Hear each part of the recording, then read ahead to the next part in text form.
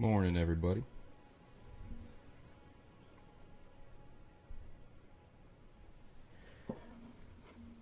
Hope you got your cup of coffee. Windows are open, I guess, if you're in the States.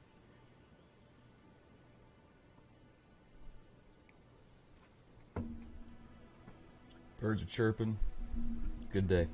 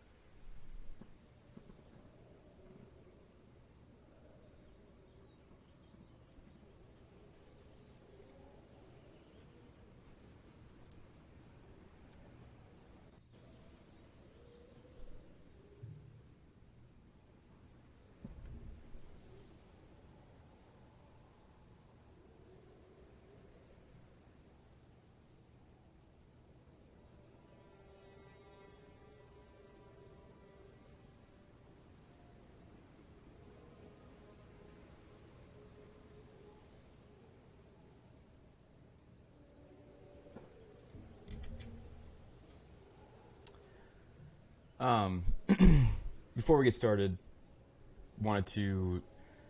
Last night on my Discord, we were having a pretty great conversation, honestly. And we kind of found this connection between. There's this cut piece of, or this cut item, a talisman that I dropped in the chat, and it's the entwined umbilical cord. And I'd be interested to know, this is what I was talking about yesterday, I'd be interested to know if this is a talisman that we can get in the DLC. To me, with kind of the direction that the DLC is going, it seems more than likely that this will make an appearance in the DLC.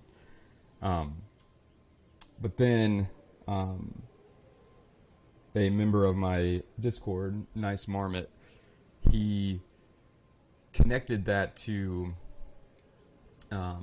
the placenta, which we've also talked about, how the tree looks like an umbilical cord going up to a placenta.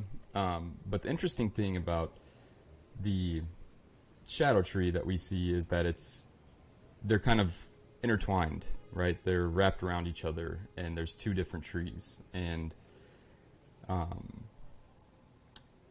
during twin fetal development, one thing that can happen is the umbilical cords get intertwined. And most of the time what happens is the parent, I don't want to say most of the time, but an unfortunate circumstance that happens from that is that the parent or mother has to decide basically to sacrifice one of those twins. A lot of times what will happen is one of the twins will be surviving better than the other twin in that scenario, and you kind of have to sacrifice the twin that is kind of slowly dying, so that way the healthier twin can survive. And I thought it was a really cool connection, especially if we get that cut talisman in the DLC. We know the importance of twins and duality and opposition, of balance and unity and all that kind of stuff in Elden Ring. And it's just like kind of another visual of sacrificing parts of yourself or sacrificing something that is dying so that way something can survive. So if you're interested in that kind of stuff, and a lot of other things, I'd love to have you on my Discord. But either way, yeah. And if you guys want to check out that check out the things I dropped in chat and just kind of do a little bit of research on your own. As far as, you know, I'm not going to show everything. It can get kind of graphic, but it's pretty interesting. And on a Reddit, that's what I was talking about yesterday. On a Reddit, somebody connected what's behind America to this cut talisman of the umbilical cord. And man, if that's the case and we get it in the DLC, so much of what we're theorizing would be true.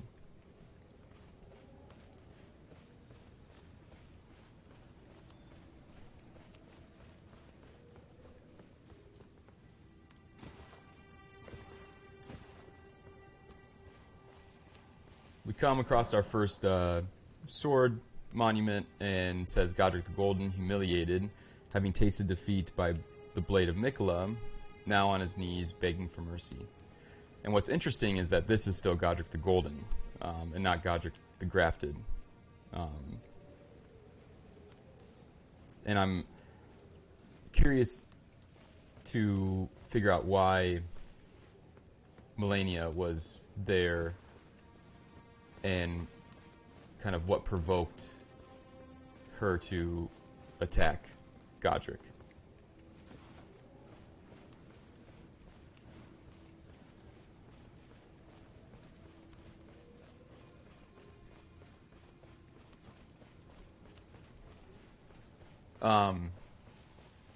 Another one of my lore videos called Fear the Night. I draw the connection that nighttime for the lands between seems to equate America's dreams or nightmares. Just like you and I, you know, when we sleep, we have dreams, and in psychology they are, you know, in different camps. Some importance is placed on them, and some is not, right? But Jung saw a direct connection between dreams and our unconscious, and basically it is the time where these two realms kind of the veil is kind of lifted, if you will, and we can, little bits of our unconscious seep into our conscious world through dreams.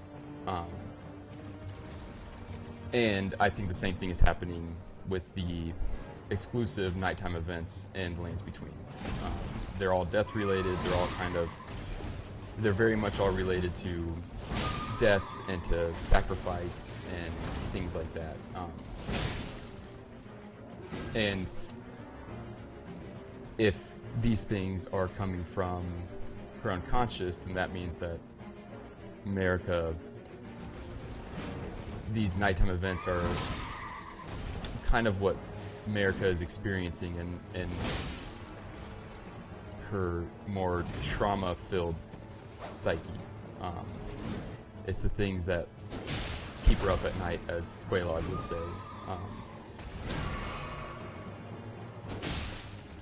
The things that kind of haunt her dreams, part of her past that she's hiding from, running away from, veiling. And it's like this small connection, this partial bridge between the Lands Between and kind of the Shadow World.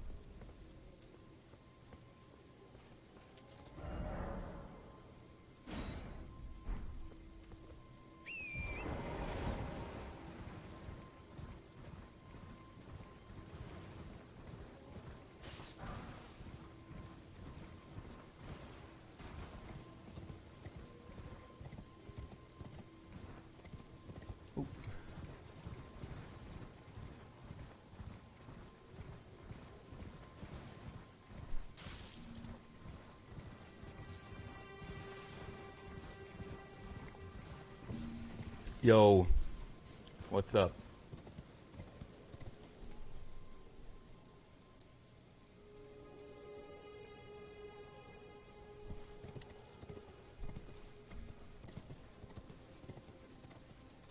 Um, Yesterday we talked a lot about kind of the symbolism um, of the first hour of the game, and I kind of, in my opinion, I feel like the first hour is painting a very, it's like giving us the outline of a picture, right? We're very much on guardrails. We have to do XYZ for the first kind of hour of the game, assuming it's your first time playing it, right? Um, and the symbolism of birth, of motherhood, of fracturing, is in this specifically fracturing of what seems to be our from our past, right? From kind of our roots, from our heritage.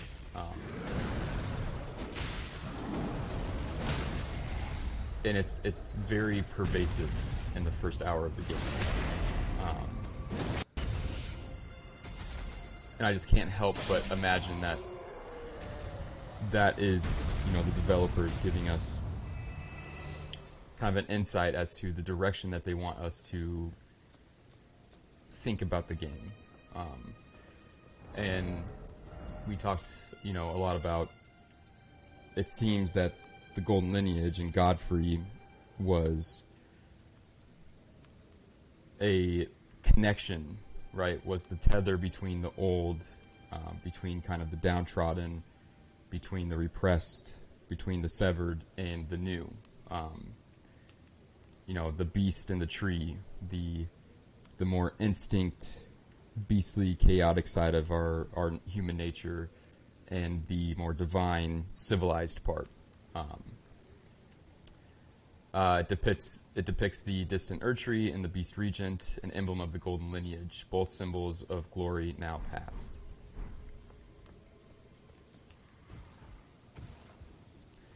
And we also talked a lot about even the design of this hearse and the treasures, the treasure chests.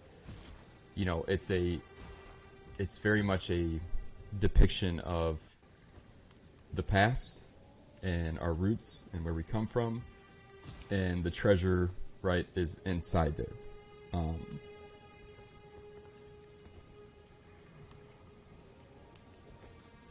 So I think it's just something I'll probably kind of mention at the top of every one of our streams, as just kind of to get us back into that mindset.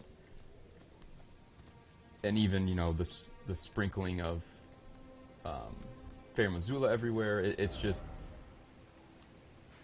there's just so much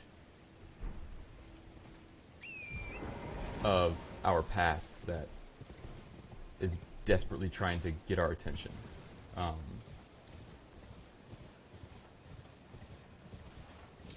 that's kind of, it's similar to, the way the unconscious and the things that are being repressed and the things that are being shunned and veiled, they try to get our attention, right? They try to cry out for help and for love and for acceptance, almost like a child does when they are trying to get the attention of a parent, and they might pull and tug on your jacket for a little bit, and then if you keep ignoring them, they're going to have a temper tantrum, and they're going to start throwing things and be destructive, and they might even get physical and hit you or something like that. And that's not uncommon with the shadow, right? Like, it will try to garner attention in a more subtle way, and it will try to say, hey, we're still here, can you give us a little bit of attention? And if you don't, if you keep repressing it, if you keep it veiled, it too will kind of have an outburst, an explosion, if you will. And just as the, connection between the past and the present, on the tree and beast surcoat, we see the same thing here, right? Another artistic narrative where a royal, who's pure gold, who has got golden hair and golden eyes and dwells in the lands between and under the Erd Tree, is standing, professing, asking for help on top of a piece of Fair Missoula. It's just like the roots of a tree, right? Like, it's such a cool artistic way to tell the story of Kenneth Haidt that I don't think many people, I think a lot of people take it for granted. They just probably don't even realize, that he's actually standing on a piece of Fair Missoula, and it's the same as and he's asking for, rescue and all this different type of stuff. Not unlike what is happening with the Erd Tree and the Crucible or the Shadow Tree, where we seem to be going back to our roots, asking for help, trying to figure out what's going on. You've come to lend me your aid, have you? Well, that's very kind, but no. The help is very much appreciated, even from a tarnished.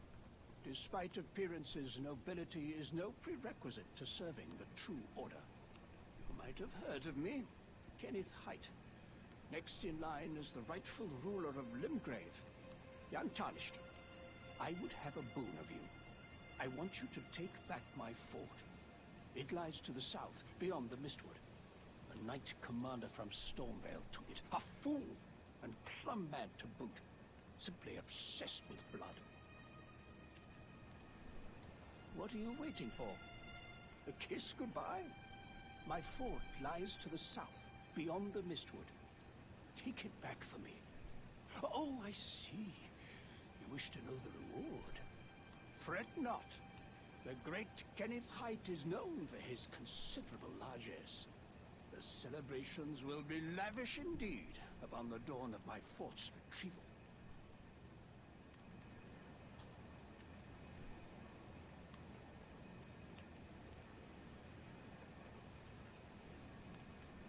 Yes. Now, allow me to furnish you with a little advice. I would take great care to avoid Godric's tarnished hunts were I in your shoes. That depraved lot are obsessed with sacrificing tarnished like you for the sake of grafting. Honestly, Godric's nothing more than a jumped-up country bumpkin. Lord? Oh, don't make me laugh.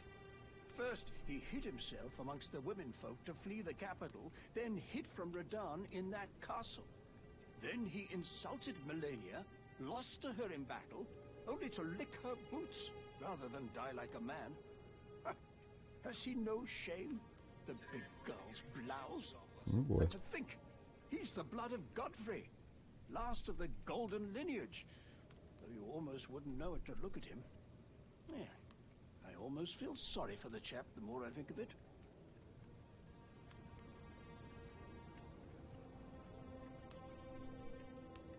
What are you waiting for? A kiss goodbye?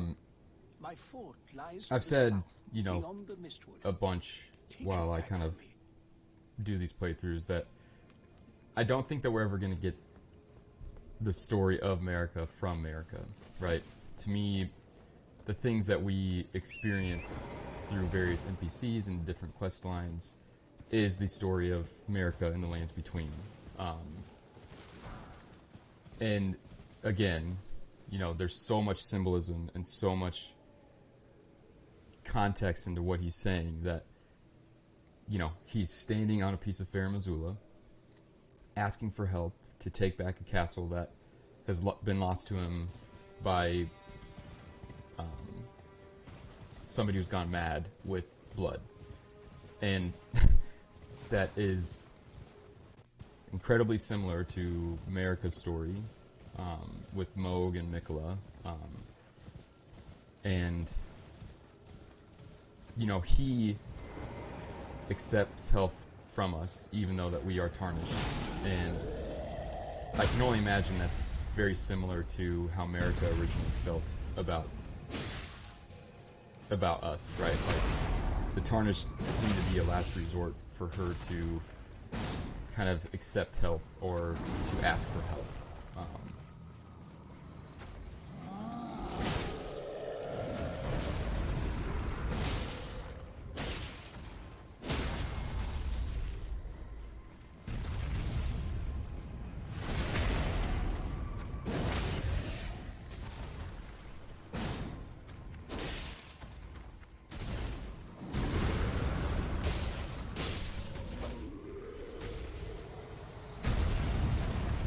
So last time we talked about, you know, the different stages of life and how we seem to be traversing through the kind of memories of America.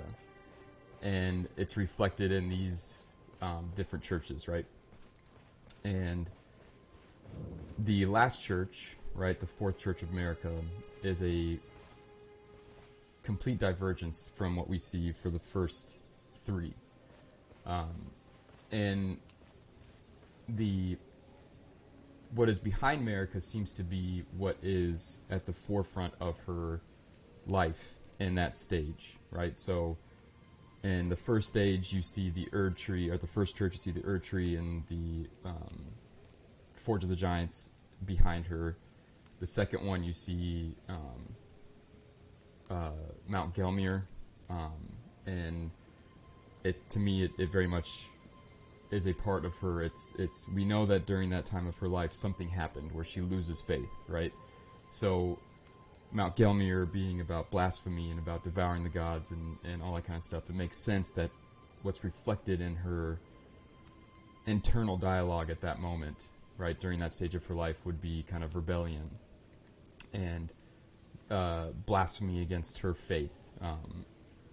And then in this third stage, we see that the Erd Tree is yet again behind her.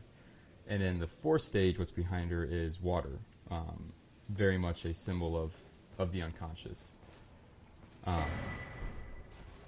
And like I said, we hear church bells and all this different type of stuff. So just something to kind of keep in mind as we're going through.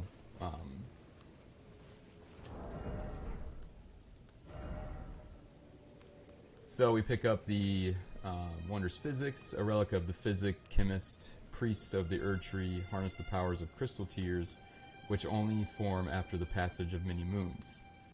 Basins are placed at the feet of minor Erd Trees throughout the lands between in order to collect their crystallized tears. And then we also picked up a sacred tear, blessing of the Erd Tree, worshipped in the churches of all lands. This is but a faint vestige. During the age of the Erd Tree, these tears were used to spread the faith. For theirs was once a certain blessing.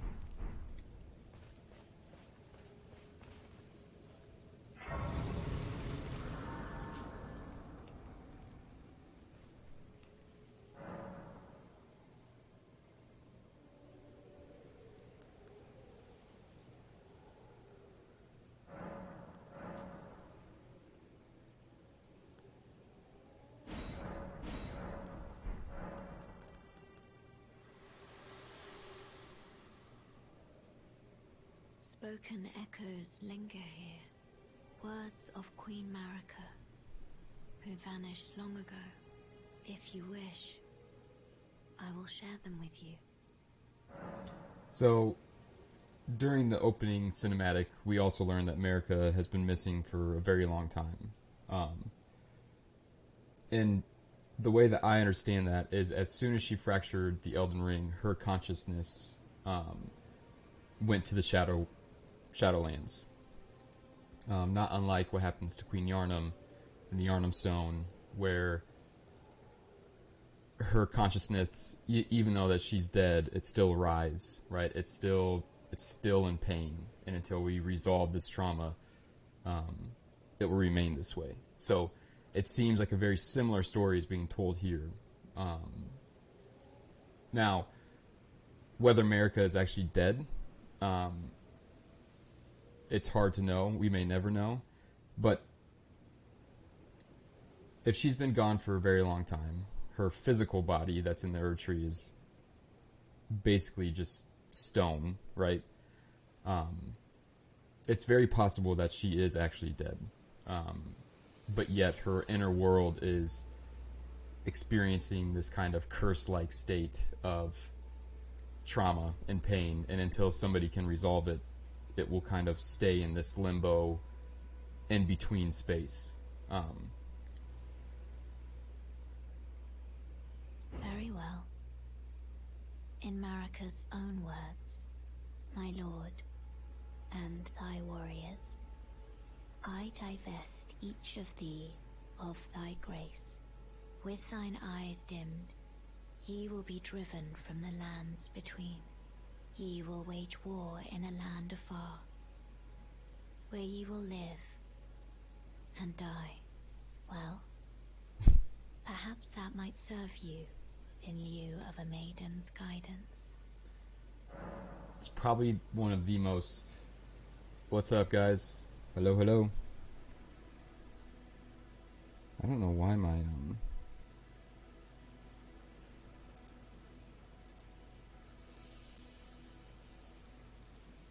Hmm.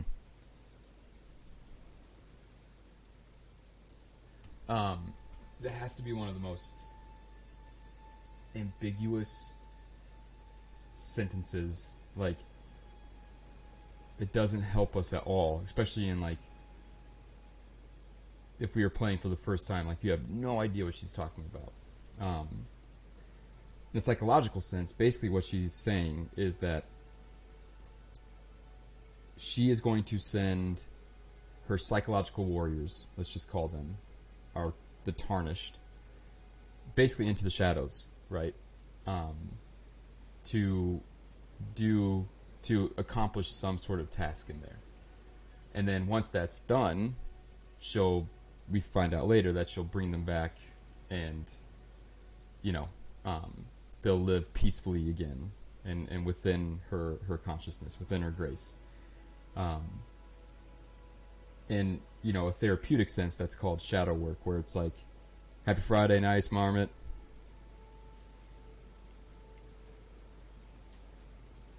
You really gotta play this game? You haven't played this game? Yeah, it's epic. You definitely gotta play it. But in a therapeutic, psychoanalytical sense, this is what is referred to as shadow work, where you kind of you traverse into this kind of darker space within your psyche, right? You send elements of your consciousness into this area to illuminate it, to I don't want to say fight, but like to resolve the issues that are happening. They're not just going to happen because you know about them, right? It's going to take effort. You have to go down to that space. You have to sit in that darkness for a while and experience it and understand it and heal it from within. And to me, that's how I take what is happening here.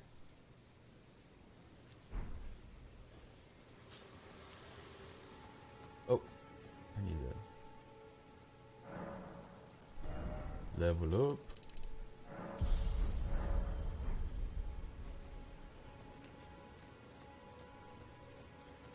And to kind of emphasize that point, where to me what she's explaining is that she is going to send parts of her consciousness, her warriors, right, to the shadow. And wouldn't you know that this is the place where you can transport right to Malekith, to her shadow. So, again, I think taking those words just at face value is really confusing. But if you look at, she's like, you could almost say that she's sending her warriors into here, right? She's transporting them into the veiled Shadowlands, to fight, to figure out what's going on.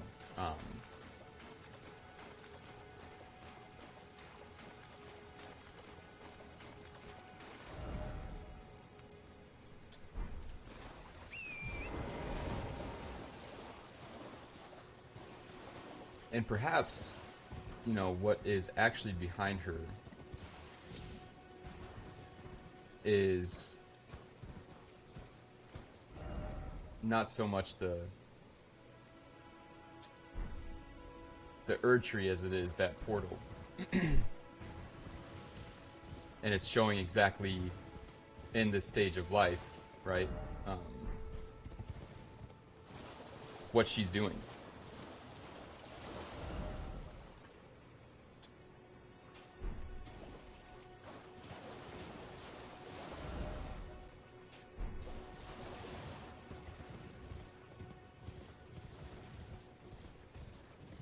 Because as far as just psychologically speaking, a trauma happens, somebody basically reevaluates their values and how they interact with the world. And they do that by kind of facing their demons, right? By facing their shadow. And then through that, through time and through a bunch of effort and a bunch of, it's a very terrifying experience because you are basically re-encountering your traumas. You're reliving them, right? You can become basically reborn, spiritually, psychologically.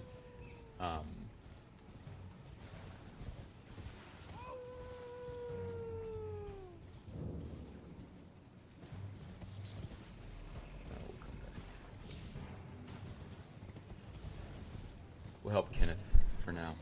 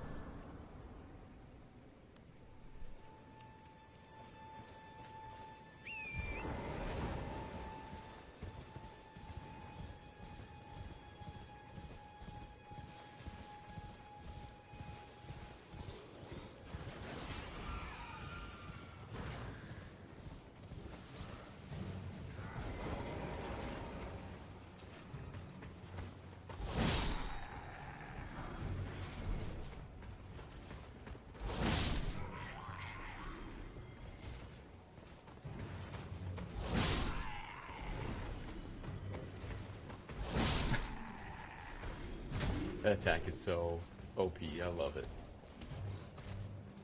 Oh, is he fighting him? Whoa! Thank you.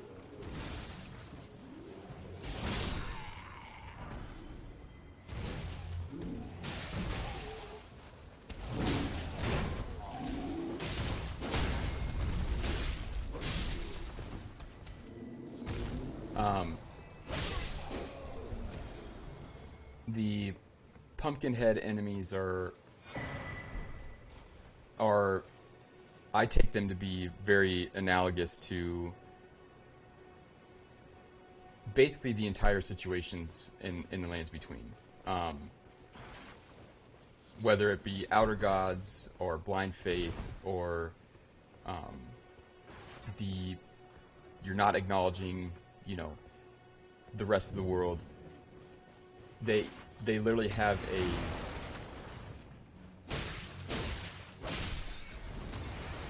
a golden helmet that covers the entirety of their head, right? They don't know anything other than their own thoughts, basically.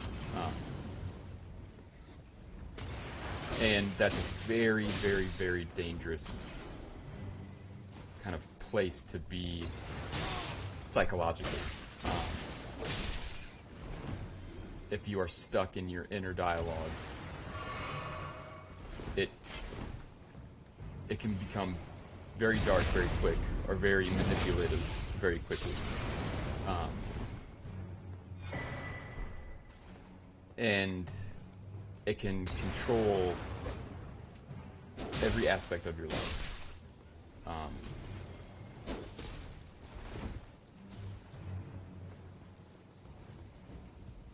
And you could almost look at the Pumpkinheads as being kind of this visual of America in her younger days, right? Bastard. Where she is basically just blind faith, right? Like, she kind of chooses to repress and shun and veil anything that is against that.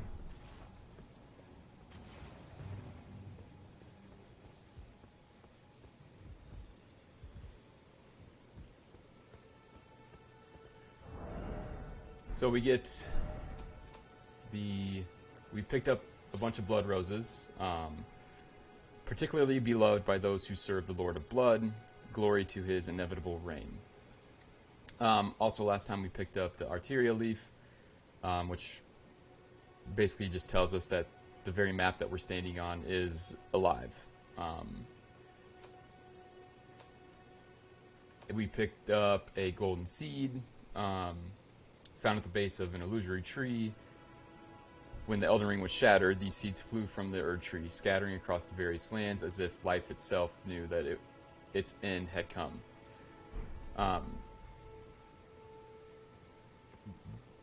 These seeds also kind of tell a very similar story to the Great Runes, right? They were once a part of something much bigger, but are now being scattered around the world because the old thing that they left is dying.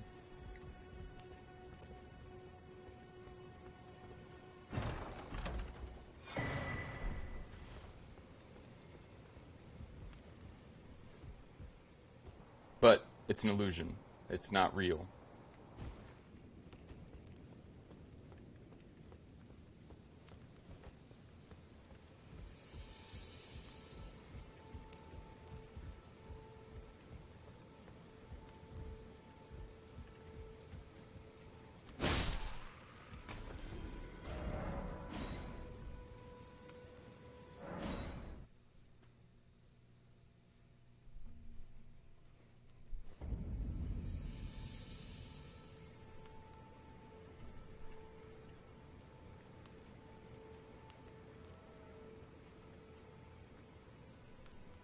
Yep. Yeah, Mustache, actually that's true. I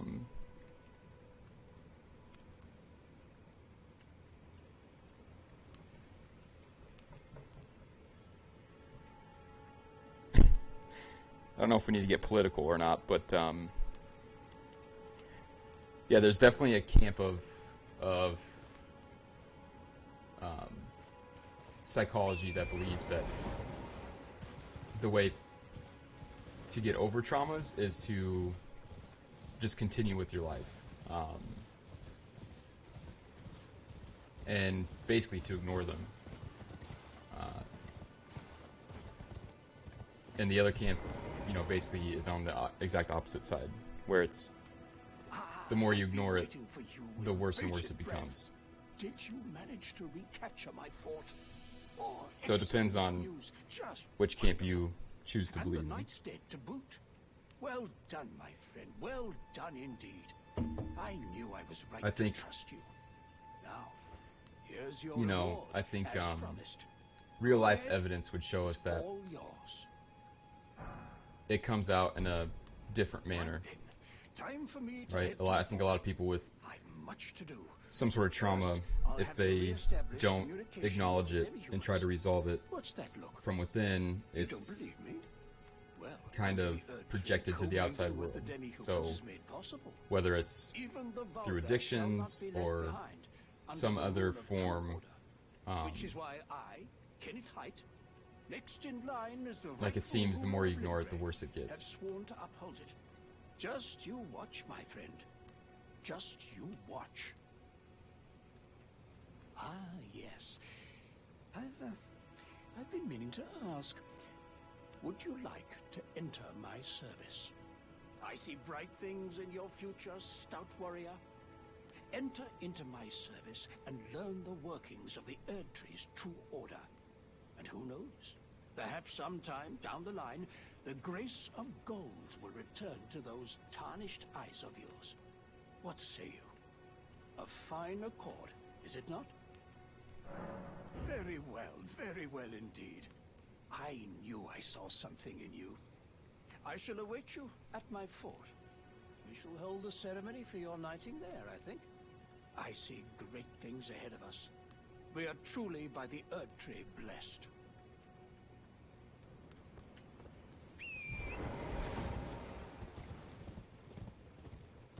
Okay. Let's do box really quick. Get his going. This way, Tarnished. May I have a word? So we meet Ronnie for the first time, who disguises herself as Runa, and she has the ability to put things to sleep around her.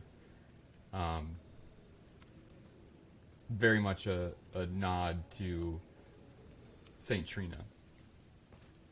A pleasure to meet thee, Tarnished. I am the witch Renna. I'd heard tell of a Tarnished hurtling about atop a spectral steed, and upon looking into the matter, the talk I surmise is of thee. Thou art possessed of the power, no?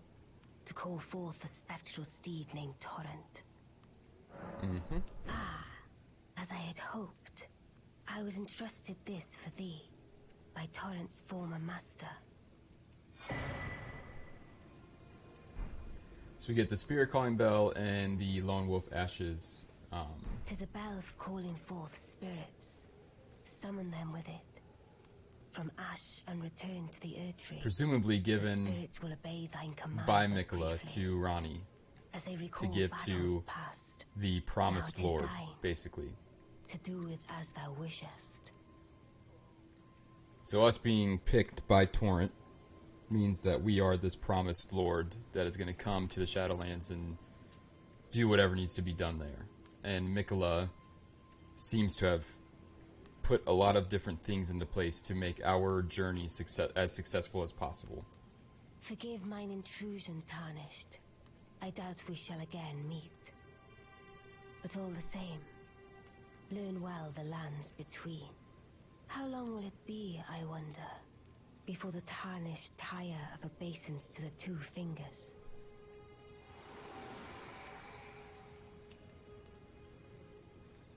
So, she, just like Melina, is able to kind of transport via spirit, right? Kind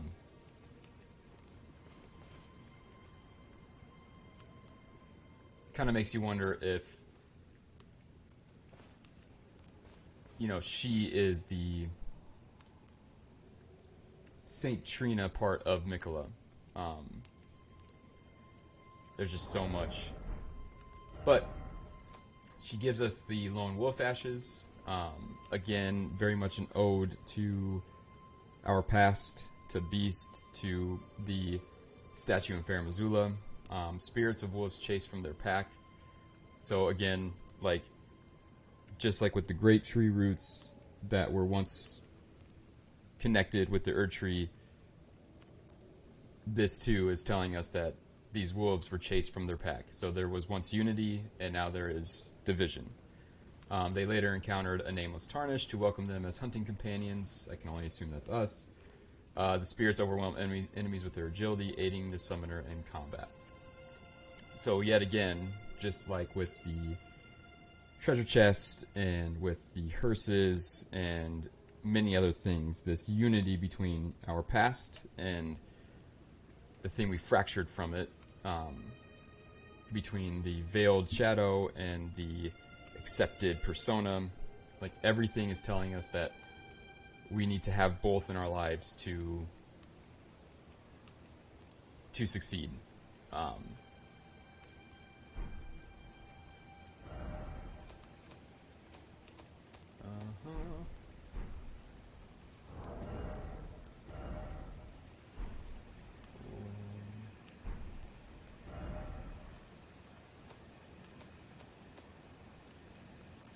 Then we get the Spirit Calling Bell, capable of summoning spirits from ashen remains. Spirits can only be summoned in the vicinity of the Rebirth Monument. When summoning is possible, the monument icon will be visible on the left side of the screen. So again, all of this stuff is telling us about rebirth, about transformation, about going back to the past, to be whole, to be united, all these different types of things, to be reborn again.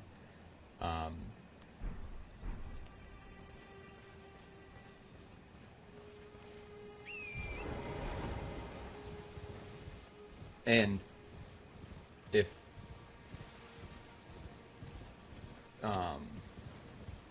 Nicola did entrust Ronnie, or if Ronnie is kind of the Saint Trina side of Nicola, it would make sense that, for one, she only comes to us at that, during the night, for that instance right there. And the way that she communicates with us for the first time is through that. And it also makes sense that she would be the one to kind of set all of this in motion, right?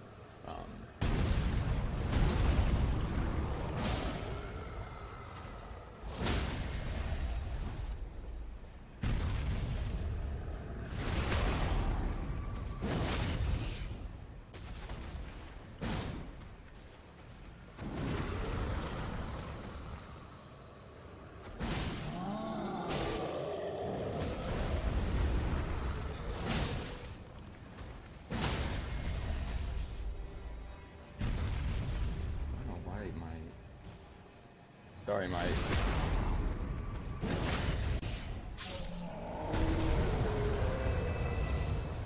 have to pull it up on YouTube.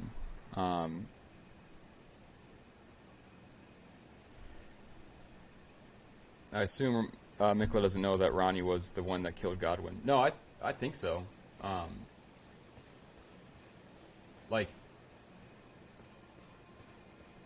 So... in order to be reborn, right? In order to have this new way of thinking, this new way of life, your old ego has to quote unquote die, right? It's called ego death, and I don't get the sense that Mikla wants to resurrect. Wants to resurrect Godwin, right? He just wants him to finally die. But Godwin is kind of like the old ego is kind of like very much holding on, even though that it's become this grotesque. Oh, okay, wow, Jake, let's pay attention here. So I very much do think that Mikla put all this in motion.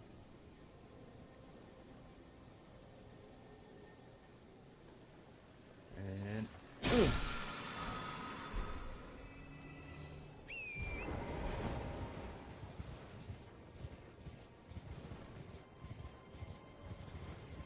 it's just like so to me, the way that I view Radon is very similar to the way that I view Godwin. they're both kind of on the verge of death, right? They are both were once incredibly powerful beings that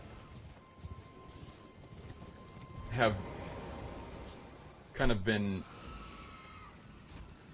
initiated to die, but are holding on for dear life because the thought of change and the thought of losing control and letting go, sorry, is terrifying, right? And I very much think that's why you have to defeat Radon in the first place, is because he is this element of resistance, of holding on for dear life to the current status quo.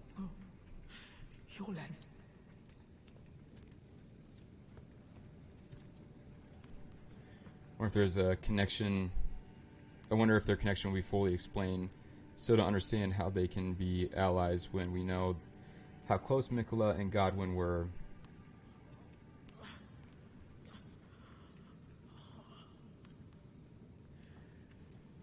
Yeah, I hope my explanation helps connect their stories.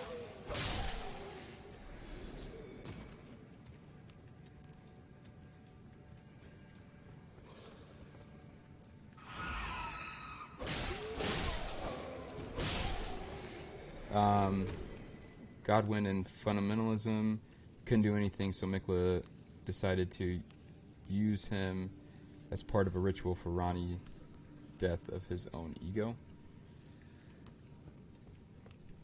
I'm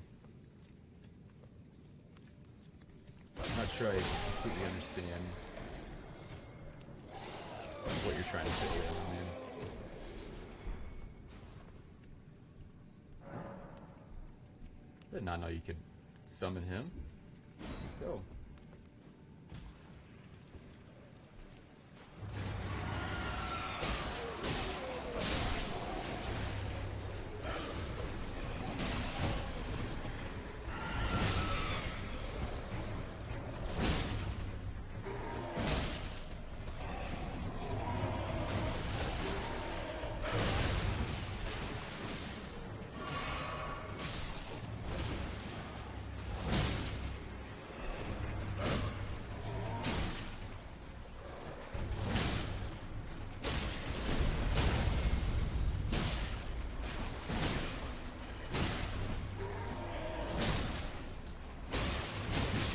'Somebody makes this fight like way harder than this.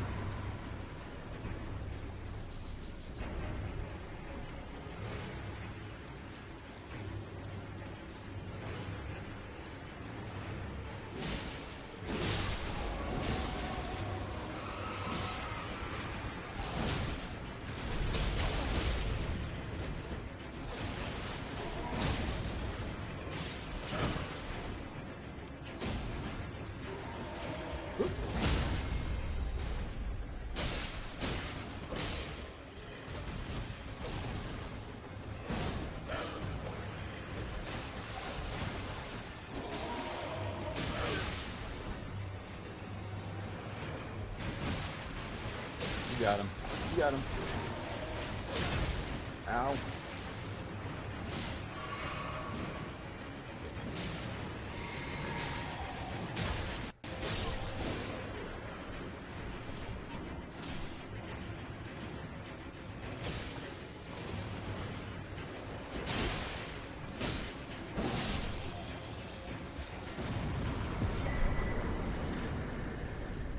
1 second, y'all.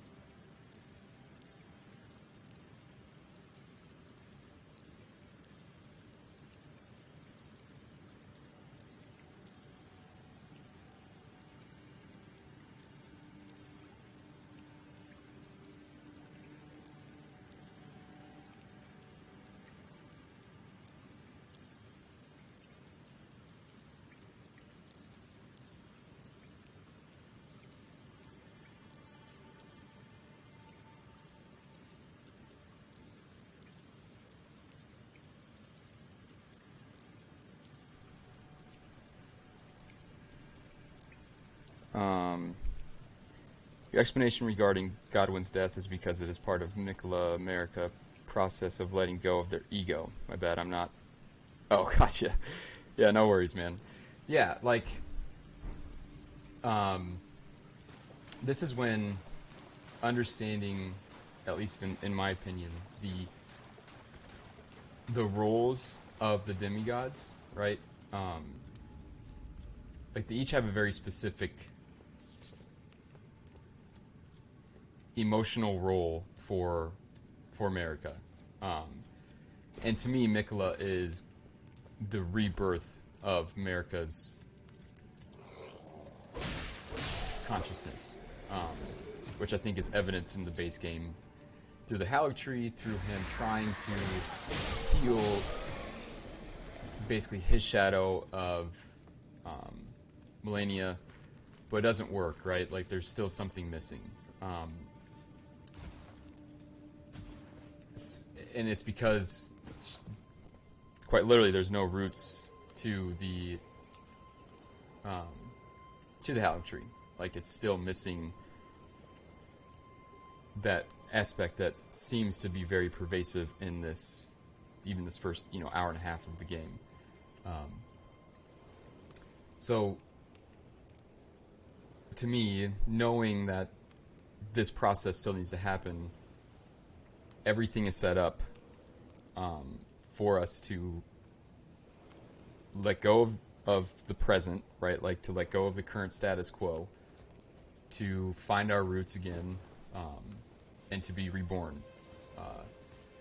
And in order for that to happen, your current ego, your current way of thinking, has to die. So, yeah, that's I see it all as one big story.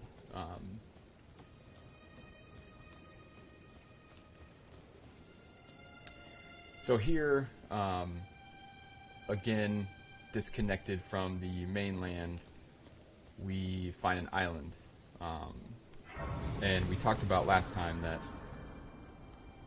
statues that are missing limbs seem to be a very important part, seem to be telling their own story, especially when it's the same missing limb throughout, the whole world, or it's not just normal wear and tear. So here we have Church of the Dragon Communion. We know that dragons came from the past. They're part of our roots. They're part of our history. And all of them are missing their heads in the statues. Like, they've been almost deliberately taken off. And we know that one of the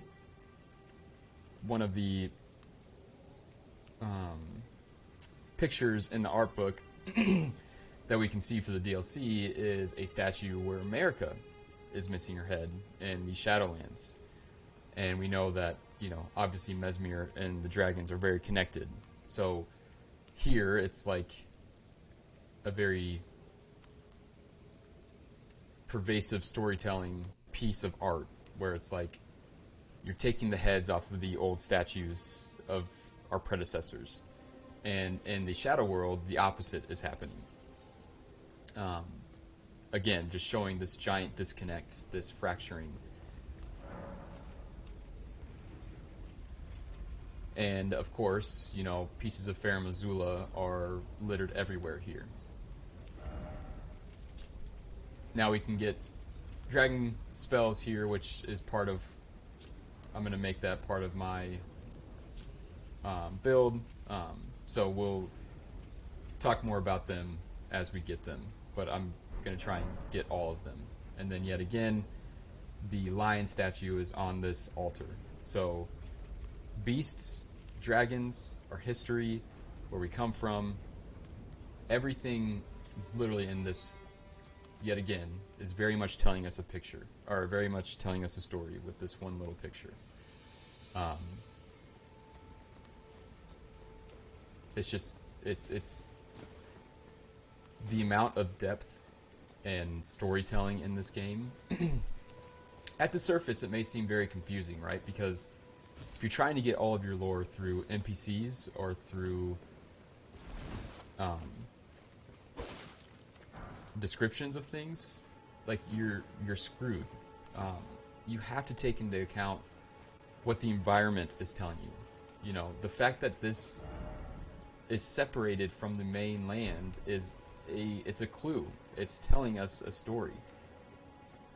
Same thing with where we start. It's separated from the main land. That's, again, telling us a story.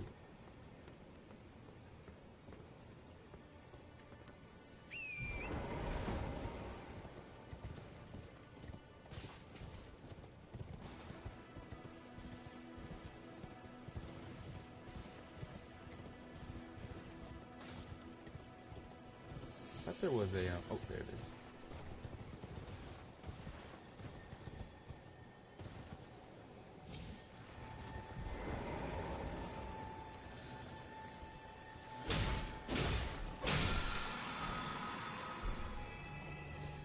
And then we get our first somber smithing stone, which I think is very apt for the area that we find it, right? So somber smithing stones is drained of color, not unlike our tarnished. We, just like this disconnect, right, between the past, between our roots and the current order,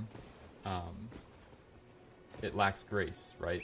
Whenever something loses its grace, loses its gold, it goes to the Shadowlands. So anytime something is veiled or deemed unaccepted in America's world, it is drained of color. So it's the same thing with even the smithing stones themselves. Oh, what are you doing here? You must leave this place Yeah, at Aaron, once. I agree. Yeah, They'll rush I in do and think beat you it's to a pulp. incredibly, You'll end incredibly up deep. just like me.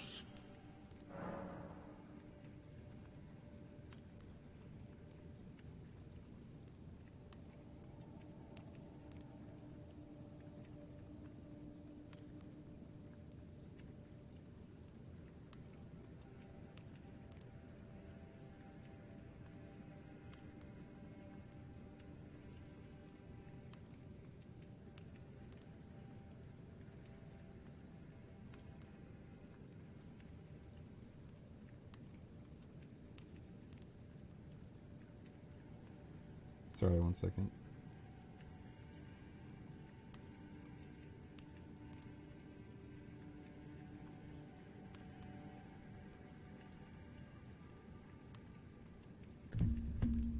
Wait, is that what I And think it is?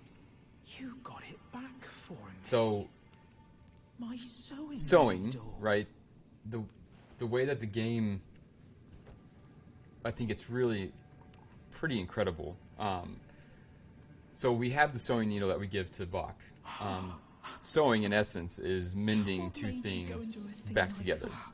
The My entire mum story was of a what we're trying to seamstress, do and that sewing kit was within the game. all I had to remember And her by. I always what's even wanted more to be just interesting like is sweet old that mum. with the golden Then I needle that suppose Radagon has, I can't it just is curl up and die, able to can do I? that on a higher level, even on the demigods, right? Now it talks about the demigods' attire, but sewing, in essence, is about Thank you. mending things back You're together. very And kind. Radagon I is always desperate wanted to to be a try to seamster like my mum. mend and fix the Elden Ring. suppose He is trying to I can't just curl up sew and die, it back together, can I? sew these different complexes and demigods back into one harmonious thing. But America is already gone, so it doesn't matter. Which is why I think that the endings in the base game aren't going to change. America is long past that point of her life of trying to mend the old things back together to continue. She is being quite literally What do you reborn. need?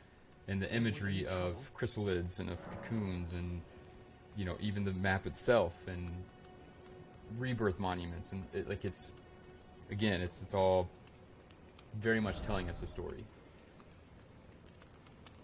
Get some clothes. Sure.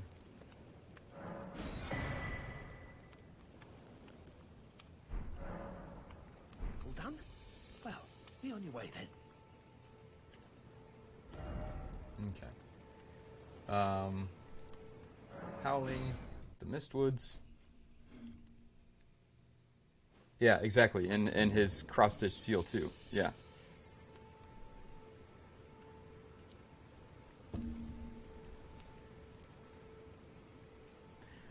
Um, the stitching over the mouths of servants in Raya Lucaria to represent their silence. Yep. Yep. Now, let's just take this. Let's take that one step further, Justin, and let's just say, since we know Merrick and Ratigan are one, right? And to me, Ratigan is just the material side, the physical side of Ratigan, the one who actually interacts kind of with the world, if you will, in a physical sense. Like, let's just say that you're part of this cult-like religion where it's almost, and not to offend anybody, but it's very much like, the South Baptist type of stuff where it's very rigid and, you condemn modern science and all this different type of stuff. Now, how would you feel if the leader of that cult or of that religion you found out was receiving medicine and receiving treatments and learning about sciences? It could quite literally tear that organization, that religion, that cult apart. Part of me thinks that what is taking place inside of Raya Lucaria is this story of America, again, kind of searching for ways to fix whatever is happening, and she's turning to what she used to condemn, and she doesn't want people to know about that.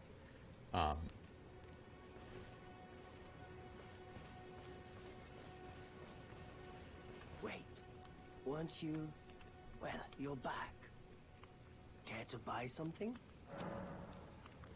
The howl of a wolf. In the Mistwood. I suppose he must still be skulking about. I know. Why not meet him for yourself? Next time you hear the wolf's howl, make this signal right under the source. Oh, don't fret. There is nothing to fear. I just have an inkling the two of you might hit it off.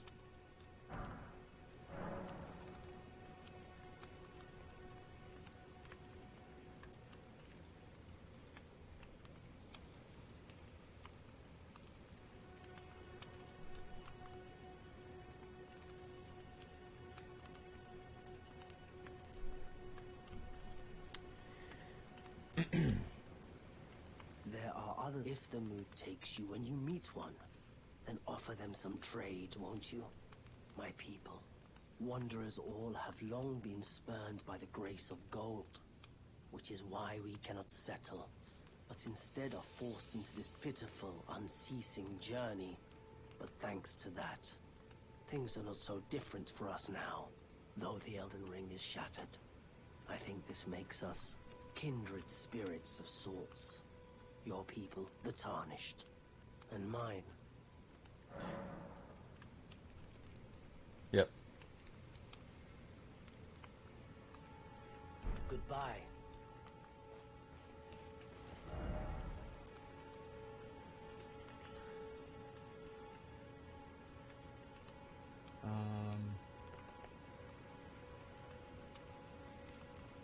We'll just continue with this.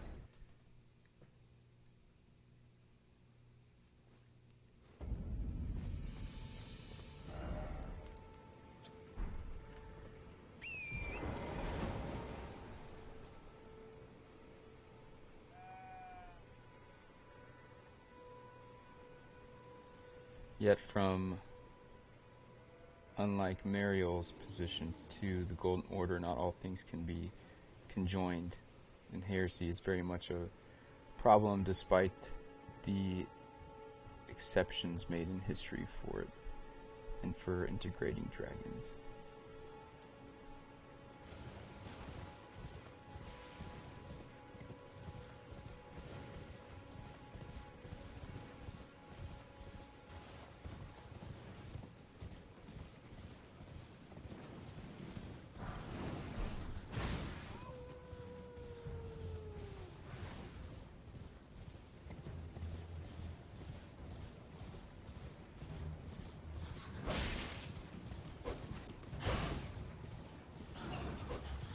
Oh, these things are so annoying.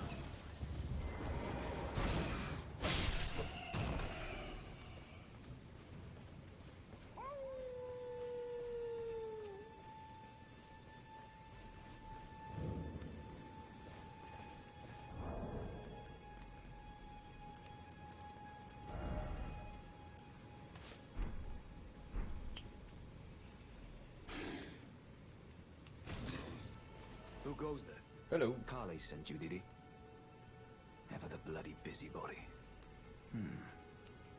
Maybe to him you don't seem so strange. The name's Blythe.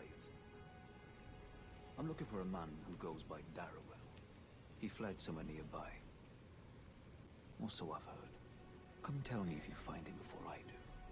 Yeah. For you ample. Yeah, Aaron, that's a good question. Darrowell is nothing but a Yeah, traitor, it seems like and in need of a fitting end to his tale. the Darrowell, and in need of a the seeking out of intelligence and of science seems to be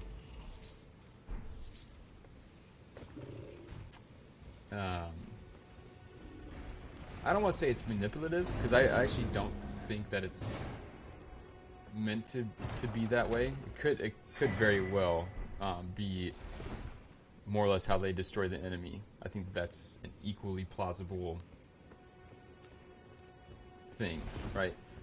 To me, the way I understand it, with all the kind of contextual clues and different storytelling devices, is that science also didn't work. Come on now.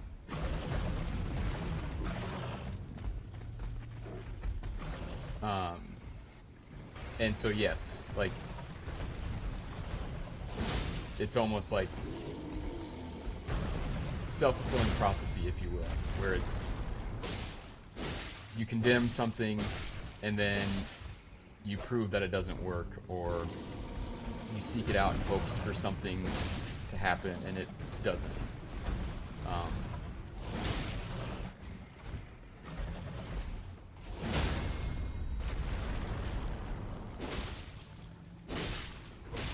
need to upgrade my weapon. And I think, again, that same story is being told through the statues of America at the churches of America, where it's about the Erdtree at the first, the second is about, you know, blasphemy and kind of rebellion against this faith. The third one, yet again, the Erdtree stands behind her.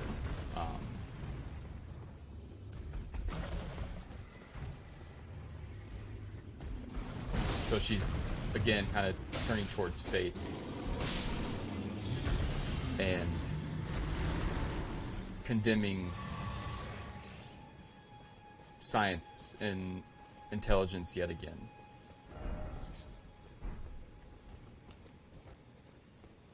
Oh, got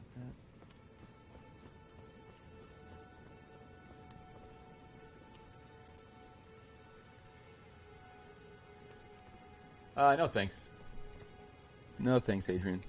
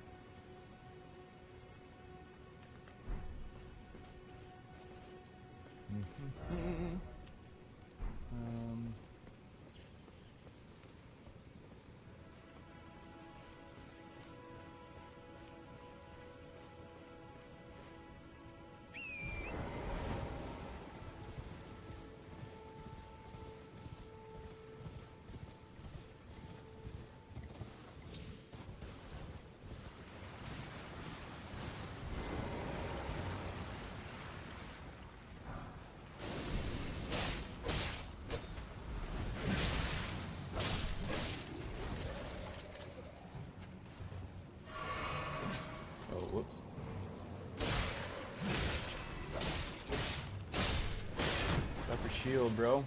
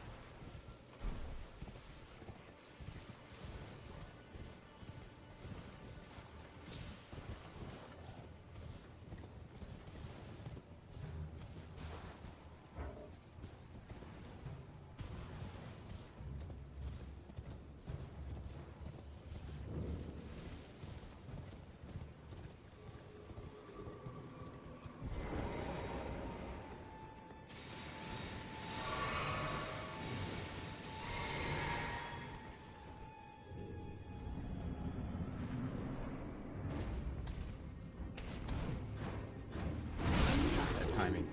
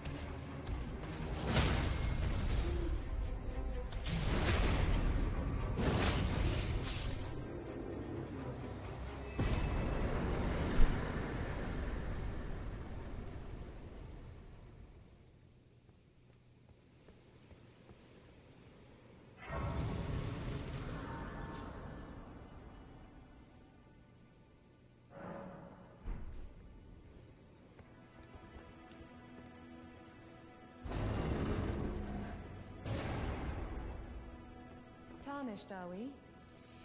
I wonder you should turn up here. I am Selen, a sorcerer, quite plainly. Why are you here?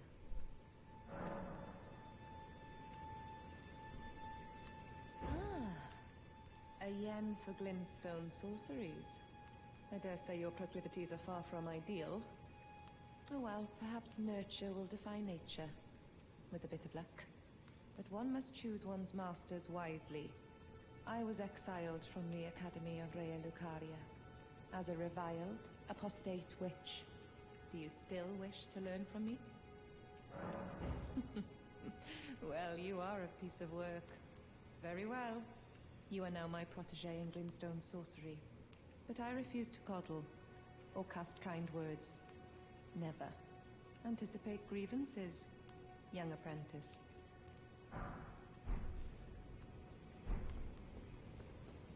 So I wonder if the Pumpkinhead was protecting her or was kind of sealing her away, keeping her imprisoned.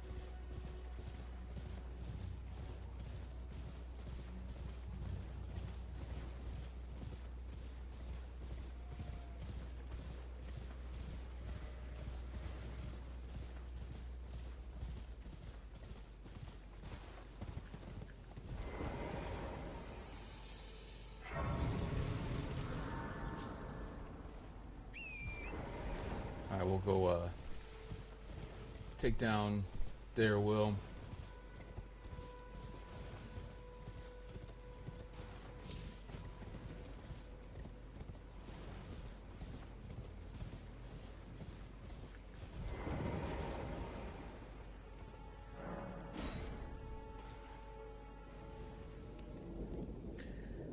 I also kind of wonder, because it seems that we have some sort of veil around us, right? I kind of wonder if for a, during, if these jails are within the Shadowlands. Oop.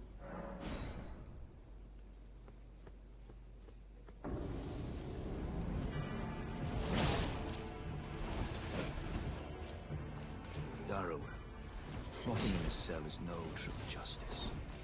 No. This is where it ends for you.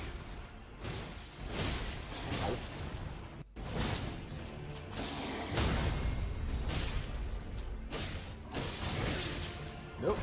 Nope.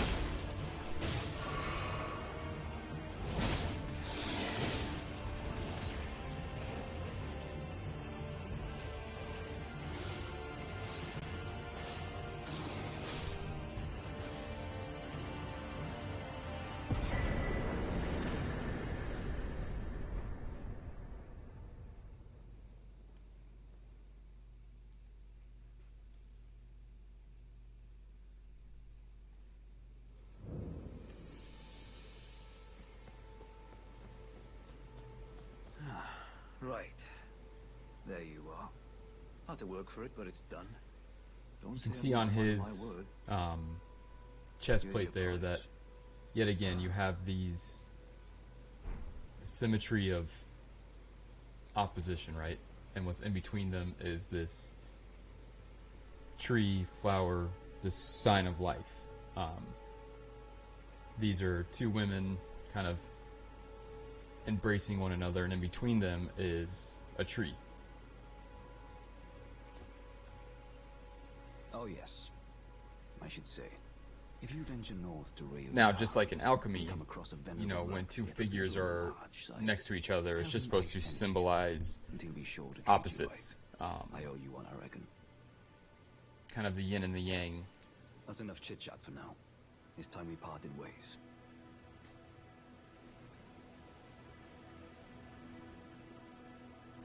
And funny enough, it's the shadow that is displaying this, right? And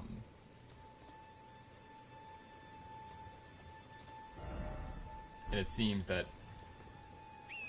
what we will be doing in the Shadowlands is uniting the two trees.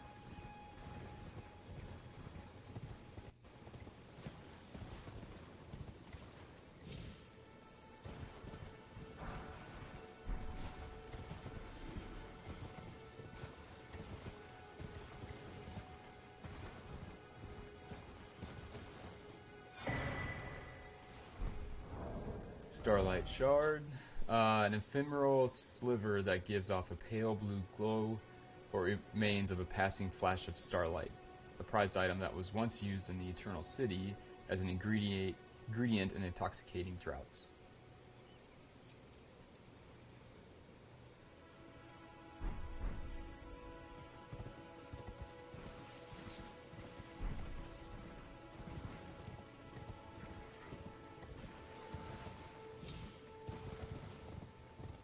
Whoop.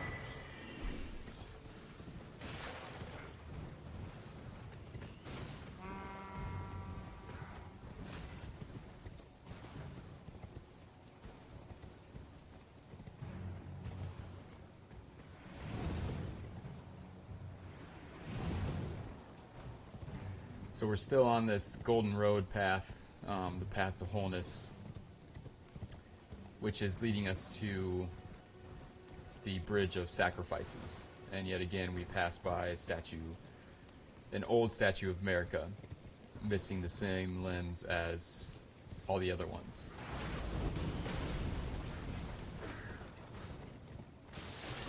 So again, it's not normal wear and tear. Oop. Thank you for being patient.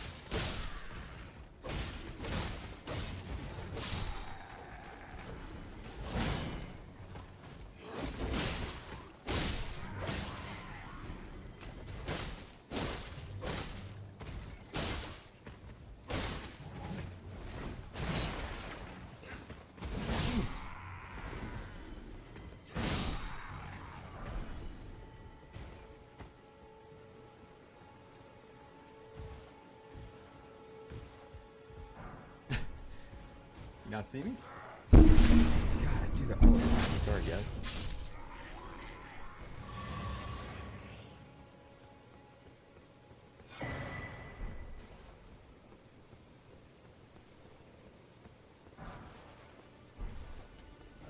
So, one thing worth noting is that the Weeping Peninsula is also not connected to the mainland, right? It is only connected via a bridge whose name is the Bridge of Sacrifice. This is where we find, the story of Oscar and Irina, where the Impaler Catacombs are, which may not have anything to do with Mesmere, but I would find that very interesting. It's where we find the Fourth Church of America, where the tone is very somber, right? It's always raining.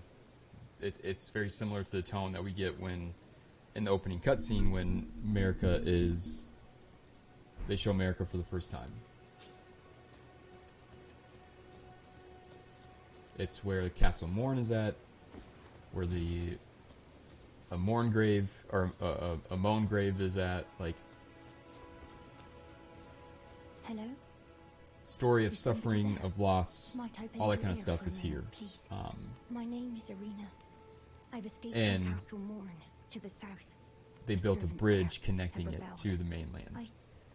I can't be sure what it is. My eyesight's been weak since birth, you see. But I swear I heard frightful howling from all over. My good father secreted me out the castle, but decided himself to stay. He says it's his duty. As commander. I fear for father's life. The servants are full wrath, filled with hatred for every one of us. They've since come for every one of the companions I escaped with. They haven't spared a soul. I fear it's no different at Castle Morn. Please, I implore you, would you mind taking a letter to my father at the castle? My soul wishes that he escape, even if his honor should be the price. Please. I just want him to be safe. Thank you, dearly. Then please, take this.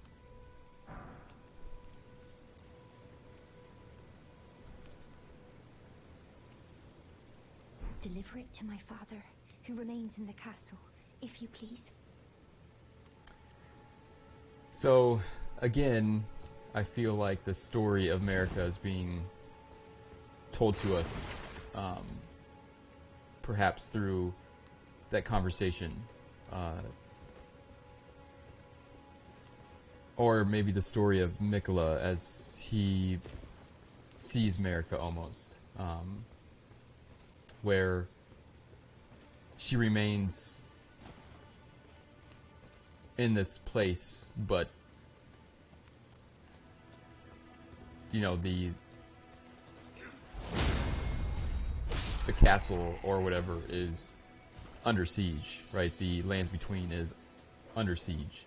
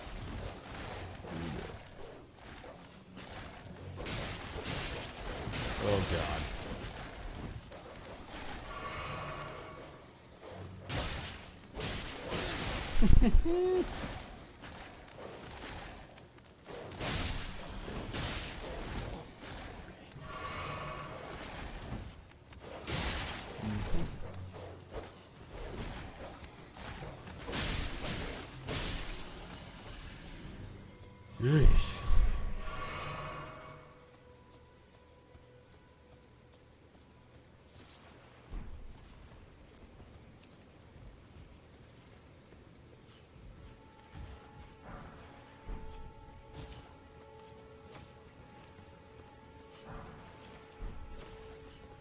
So, within the Weeping Peninsula, we see basically a complete takeover of the once repressed and shunned and enslaved misbegottens. They are taking over, occupying this space.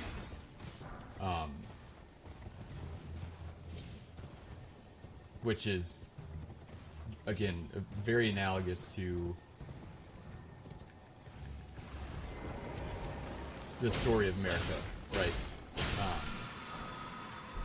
Where basically the longer you repress things and you ignore them, sooner or later they're gonna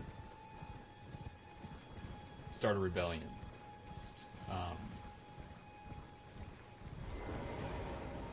You could also take this to be that America's ego consciousness is also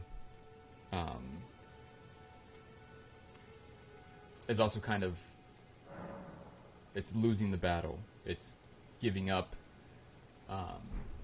Perhaps it's not even here anymore, especially within this place. You know, what she's sacrificing is her old life. She's letting it die, and that is I know, Sally. being told to us within these battles, right?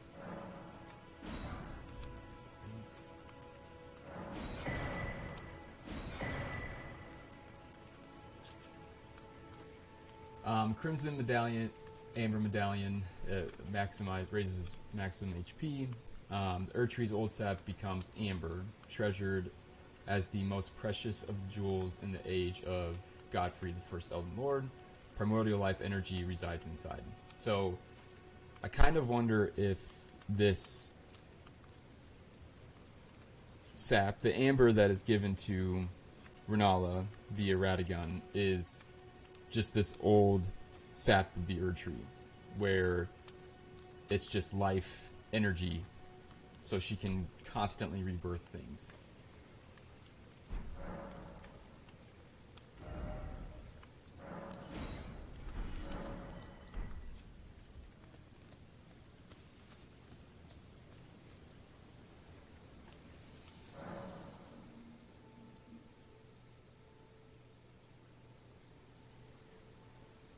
Morningstar equals Lucifer equals Mesmer.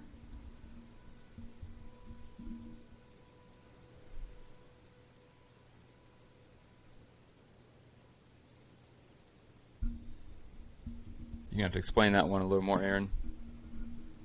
Are you talking because Lucifer means the bringer of light?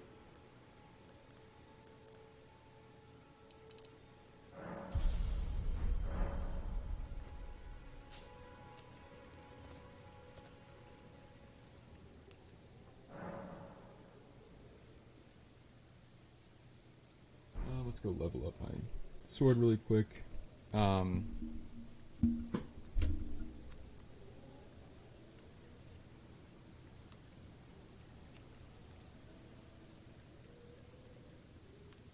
Yeah, for sure, Justin. Yeah, I think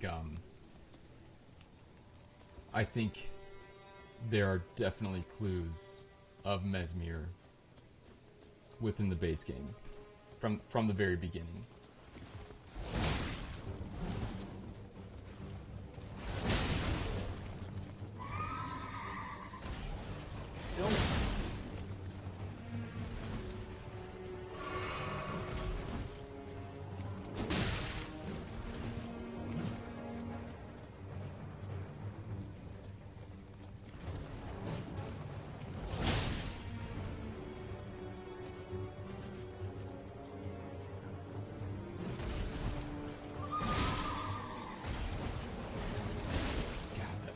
access.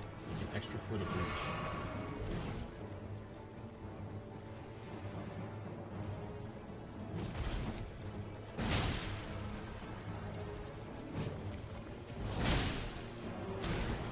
So I think it's also, you know, before we get to Castle Morn,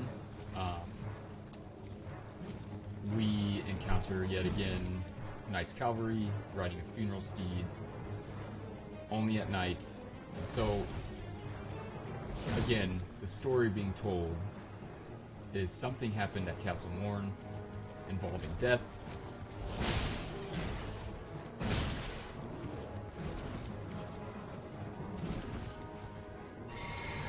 That America is very much trying to forget. And another really interesting thing that once we beat him, is that Castle Morn, the way that it was built, seems to have no like entrance to it.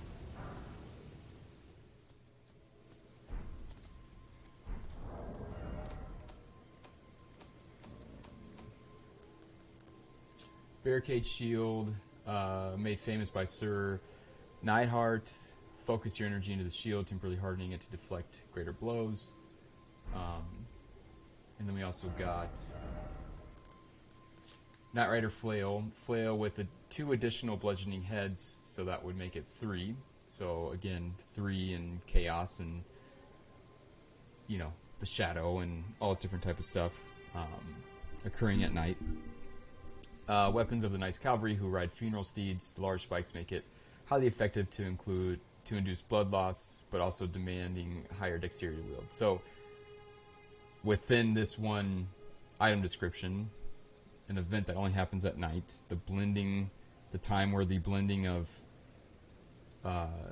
the waking ego and the sleeping shadow, you know, where the veil is very much permeated. It's telling us about death. It's telling us about chaos, about blood.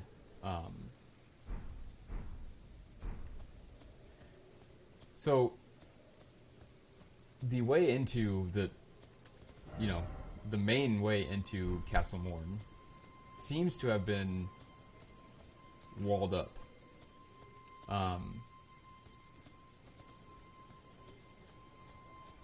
Which to me is pretty interesting. Like the main road, you can clearly tell that there was a wall that was built over the main road.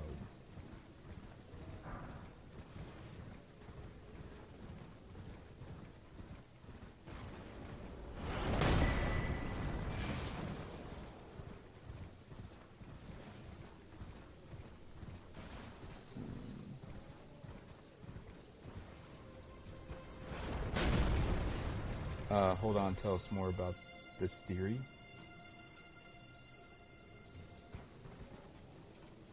What theory are you talking about, buddy? If Weeping Peninsula have a connection to the DLC somehow, given how Mesmer looks heretical and almost like a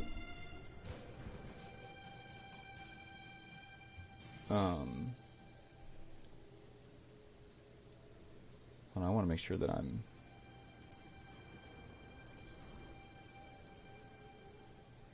reading this right. For some reason, the chat is not showing up on my Streamlabs.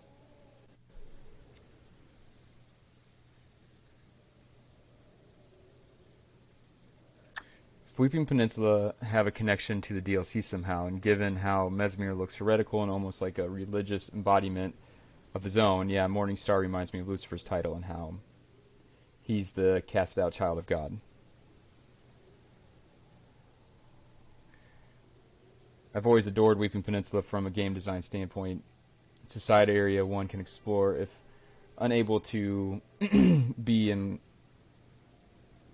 Oh, no, if unable to beeline Margit and Godric. And it foreshadows all the themes in the game of it. Yeah, for sure. Yeah, which theory are you talking about, Justin?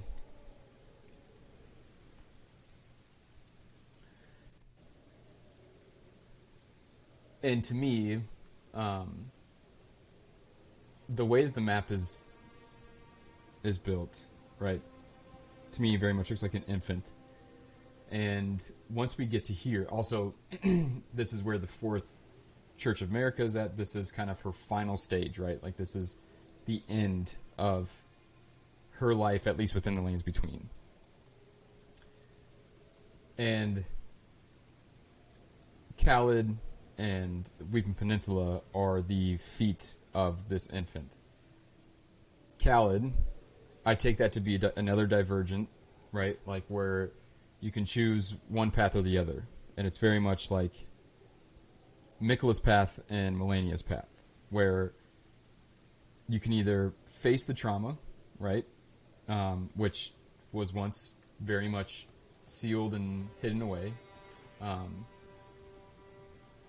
And you can enter into kind of the unconscious, which I take to be the water, right?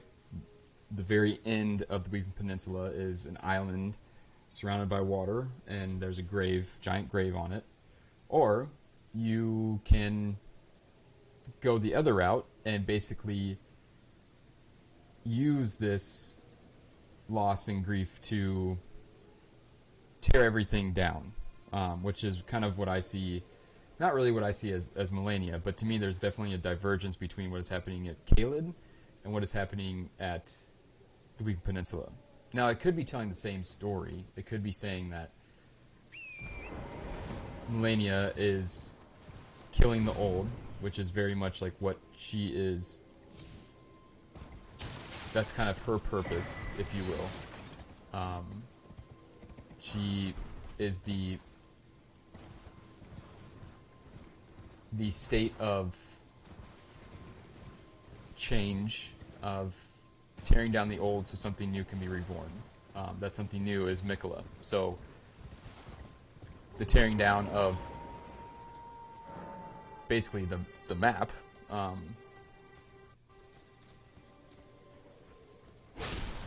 it's quite literally a very literal killing of the Lands Between, which again is another reason why I think that the endings won't change, is because the Lands Between is done. It's the old. It's the old way of thinking, of living, the old status quo.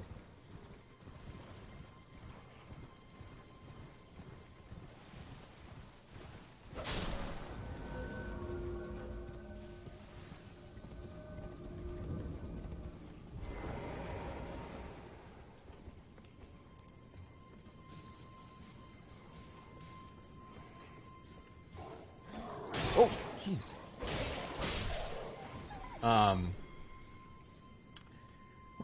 Again, we see a cloaked female figure. She is holding a book. We see this statue a lot within Raya Lucaria, and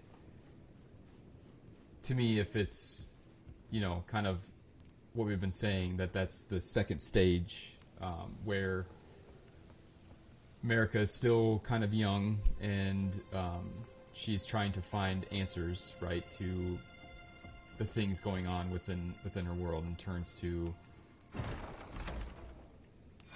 science and intelligence and things like that. Perhaps this is just a younger statue of America that's showing her at this age where this is happening, when she's more of a young woman than her current older age that we see in game.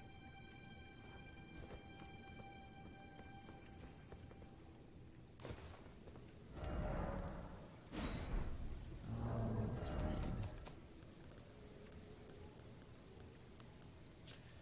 read. The peninsula to Limgrave South is named for its unceasing rainfall, redolent of lament.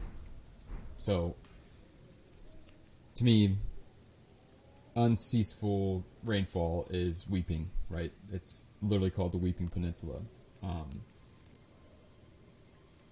Castle Morn, the Moangrave, lament, like everything is telling us a very powerful story here.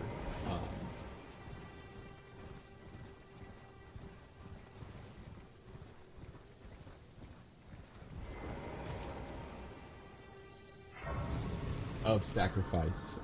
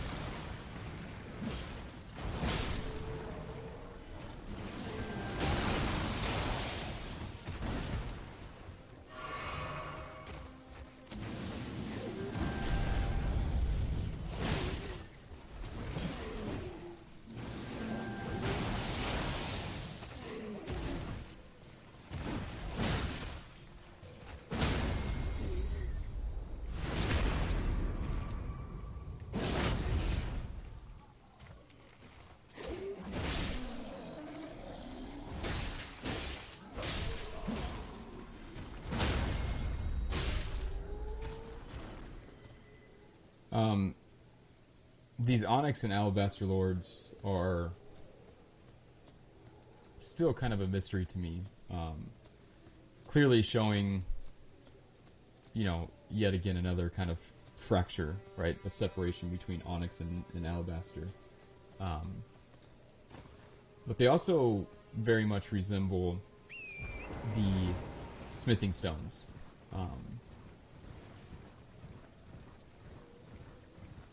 Which I find kind of interesting.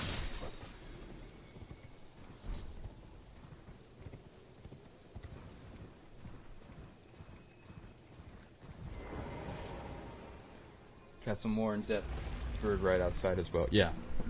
Yep.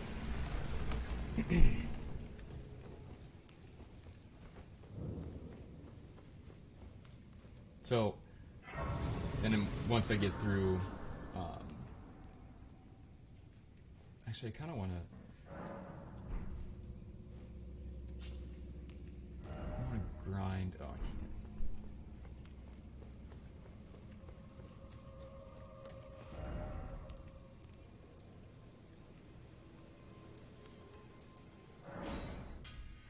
So, if we look at the story from a 30,000-foot view,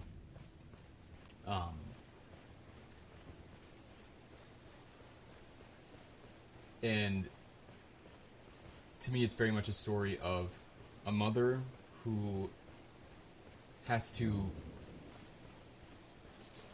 having pregnancy issues, and to me, those pregnancy issues are related to twins, where there's umbilical cord is entangled with one another's.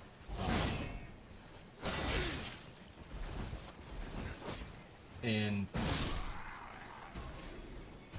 now this could be, again, a giant metaphor, and and psychologically speaking, it's the same story.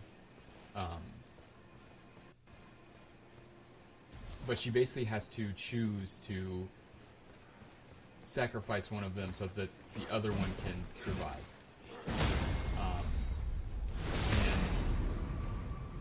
And she once completely rejected the notion of science and of anything outside of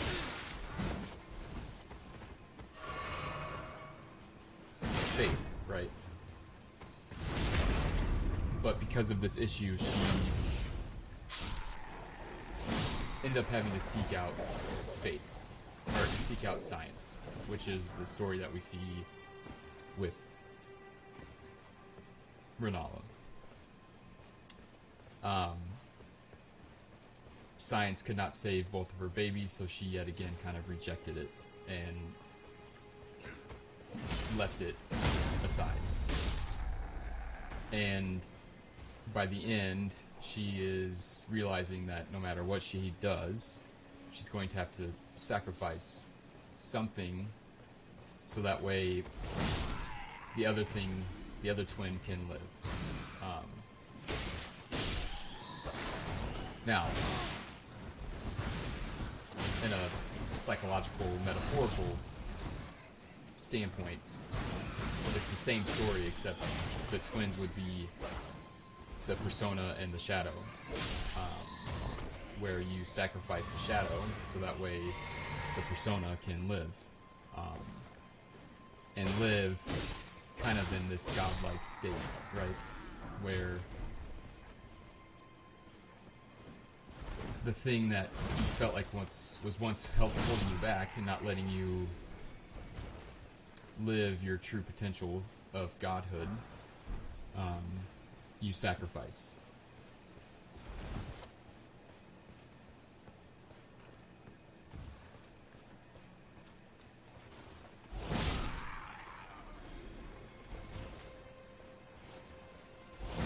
And Mesmer, even with, the two snakes, could very much be a symbol of the two umbilical cords. And Mesmer is the one that got sacrificed.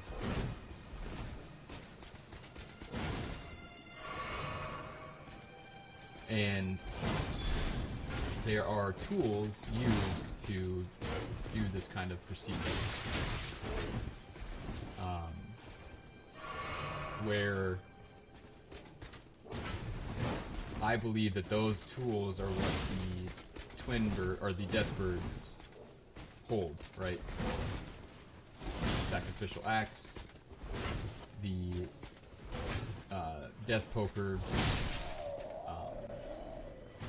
Really? Come on now. I'm trying to get the straight sword here. I like it because it has a little bit of a little bit higher crit attack. You're not gonna have it, so I don't care.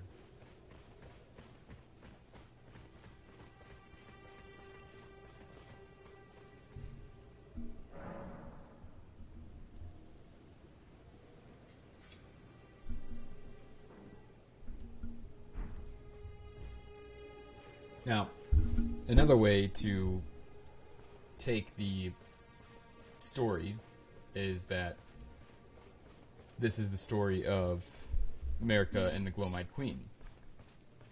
One of literally life and one of death, where one is more or less sacrificed. Sweet. So the other one can literally have a godhood, a kingdom. I think that's equally as plausible. And I think whether it's a psychological, metaphorical type of story, or a real life type of story, doesn't really matter.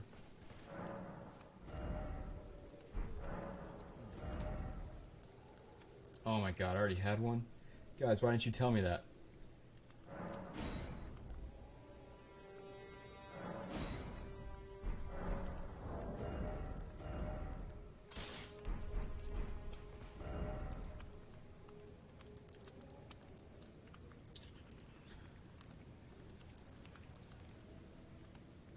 Alright.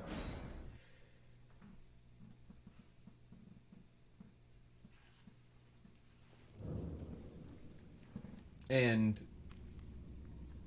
the way that this type of procedure happens, medically speaking, is it's like a needle, right, that impales the womb of the mother, and more or less the severing of the umbilical cord to the weaker twin, so that way the other twin can survive. So I think you can probably draw the connections and parallels to everything at this point.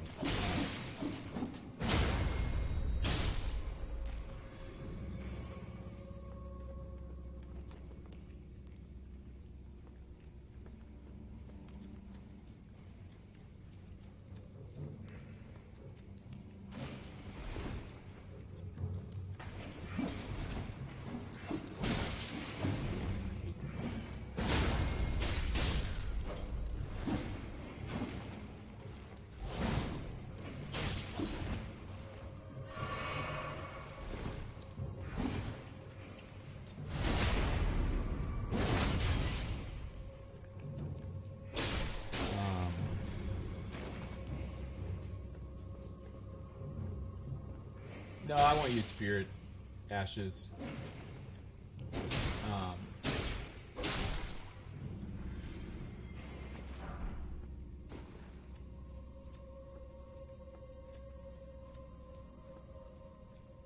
But I want to get the Banished Knight Sword and a lot of dragon stuff.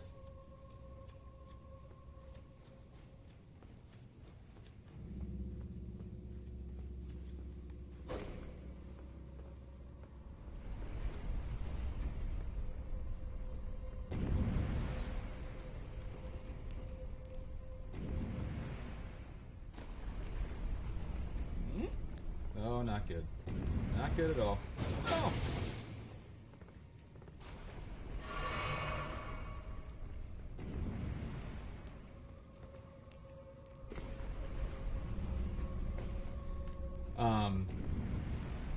Now a lot of people are,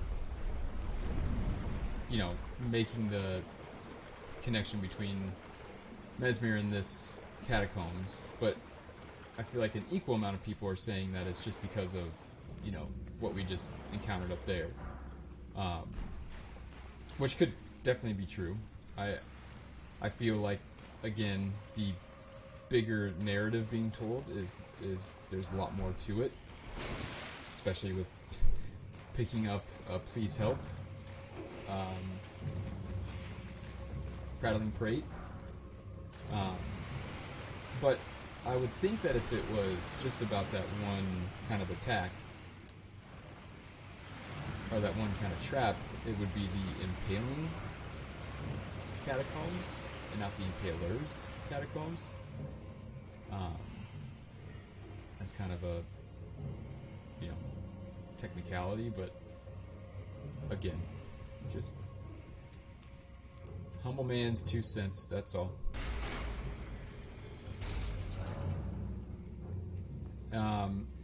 Here, this statue, again, we find that what's below is kind of this statue of rebirth and of new life. But it's clear that something else has to die. We saw this in our hero's grave where we started the game from. That kind of iconography and symbol was everywhere, where from death comes this new birth.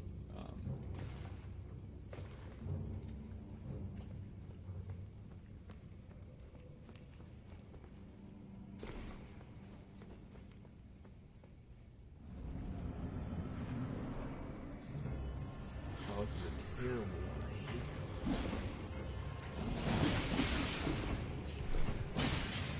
Oh my god.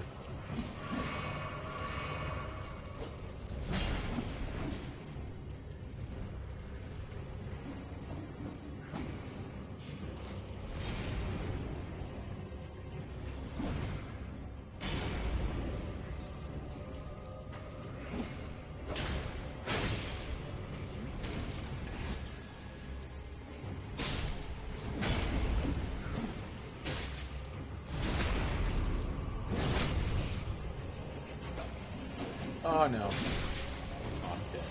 It's so good. I hate that fight.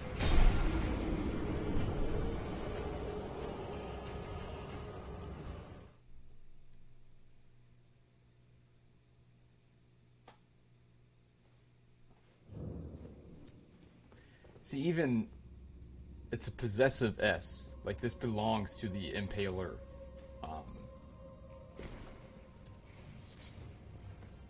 I don't know.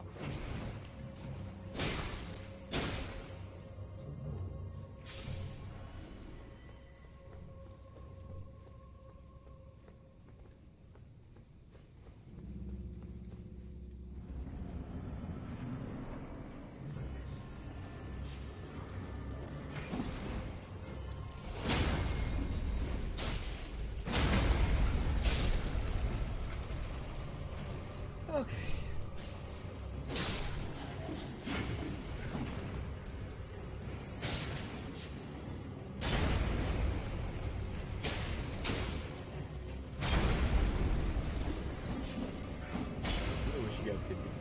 damage each other. This crystal dart. Are you freaking kidding me? Damn it!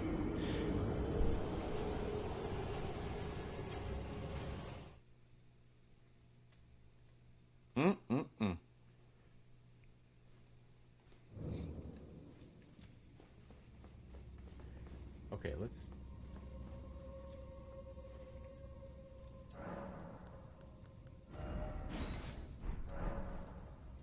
at least have that.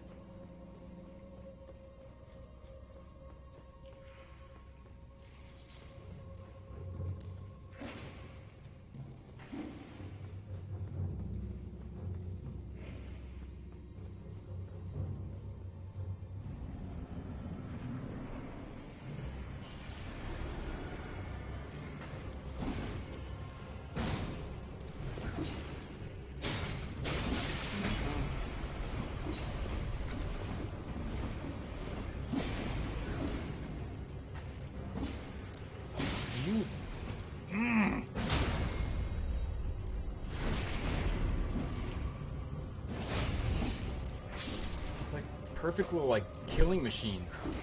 Gremlins.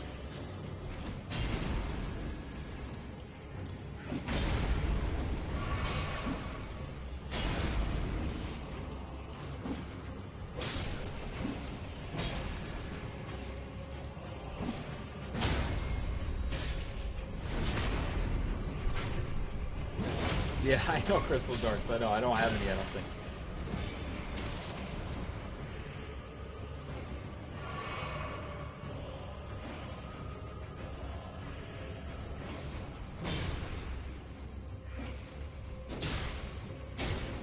No!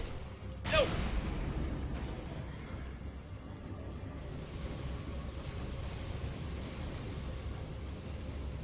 Good morning, Taylor.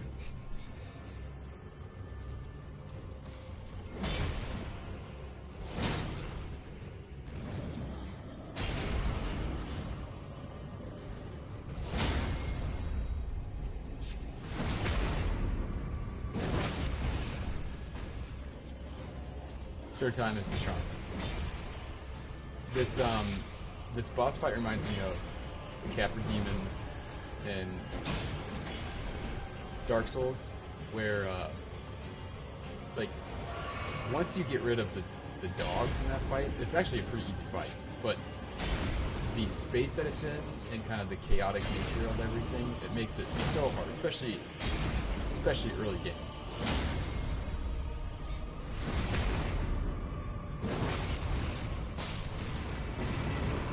We did it. We did it!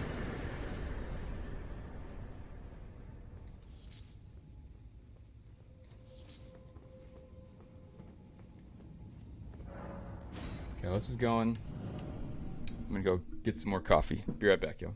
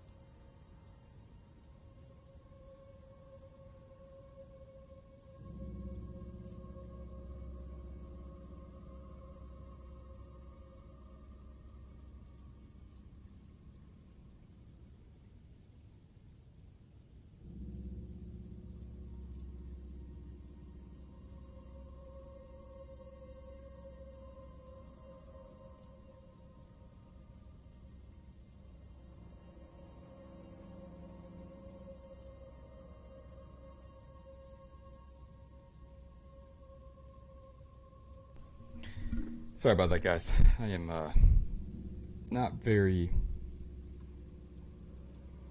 professional. So, thanks for hanging in there with me. And I'm trying to grow enough so that way I can afford a better microphone and better setup in general, because I just use my crappy old laptop and the cheapest microphone I can find. And it's just, you know, one of those things.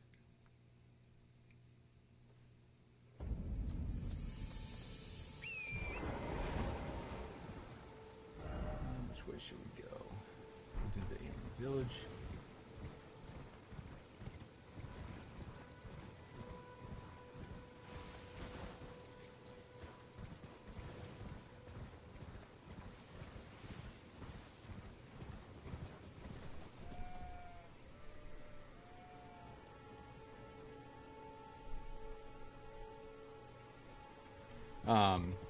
If you guys have already, do me a favor and hit that like button on here.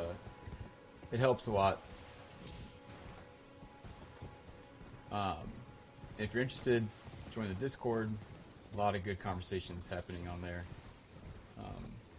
A lot of, you know, outside the box thinking, and honestly, I think it's. I'm going to be very biased, but to me, we're so close to understanding the main thread of this game that I haven't really, you know, heard anybody else talk about. So,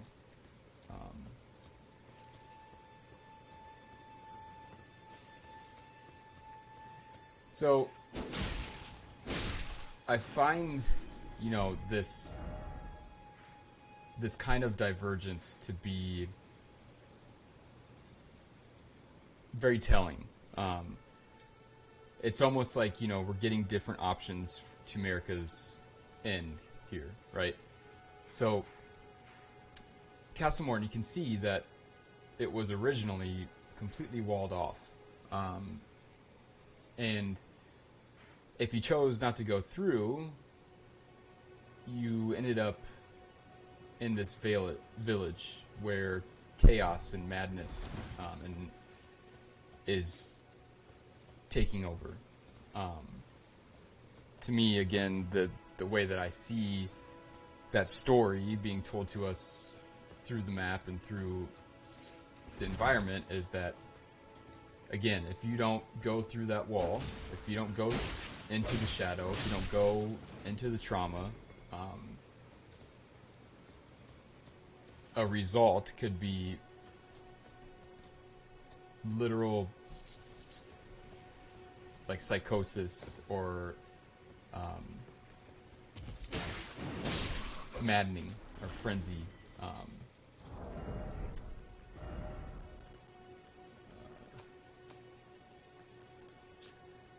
An ember taken from the eye socket of a corpse. Material used for crafting items. A sign that the deceased suffered from the flame of frenzy. This grape has ripened and burst. To me, it's just another outcome that is a possibility with this kind of trauma.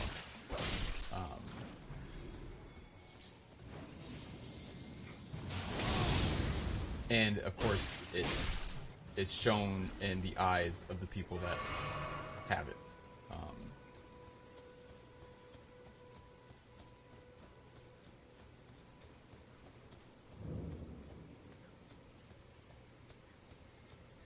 You can see, like, they're all. It's almost like a scene out of, you know, a psychological thriller film, or a kind of old school mental hospital, where the patients are very much reeling and suffering.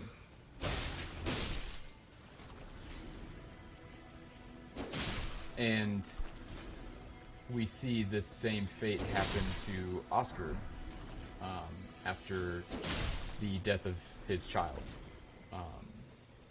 A once proud knight,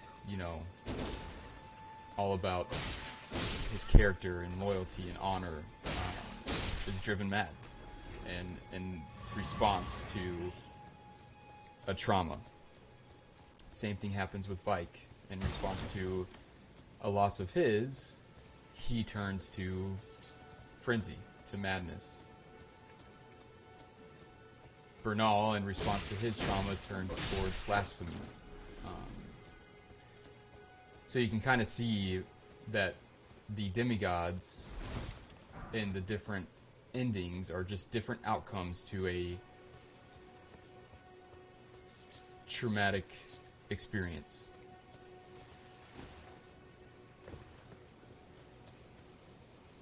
That is told to us,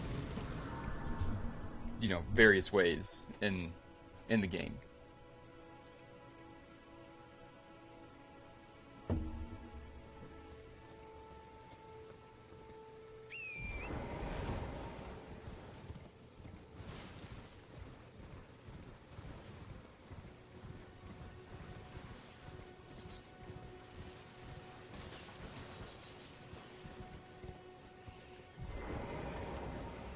So, yet again, we see America here, and we just picked up a bunch of arteria leaves. Again, to me, this is just showing that this is a possible outcome for America. In fact, I'm sure many of you have chosen this outcome of the Lord of Chaos ending.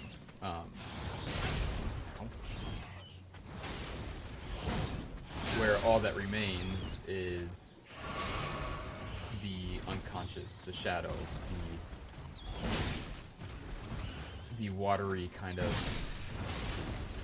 unknown, which is again why Glow My Queen appears. It's all that's left. Just as much as the balance is missing from the current world, the balance in that ending is just completely reversed. So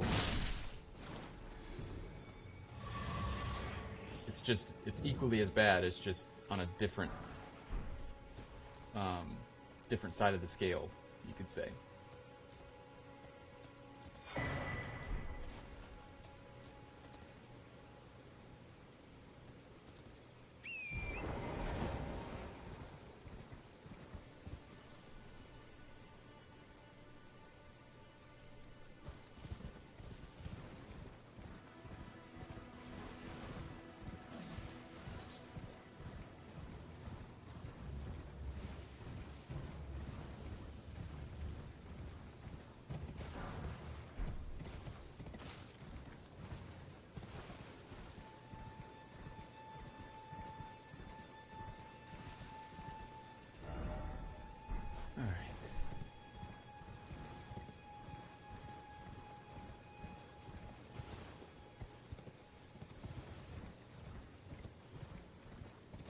Down through here somehow?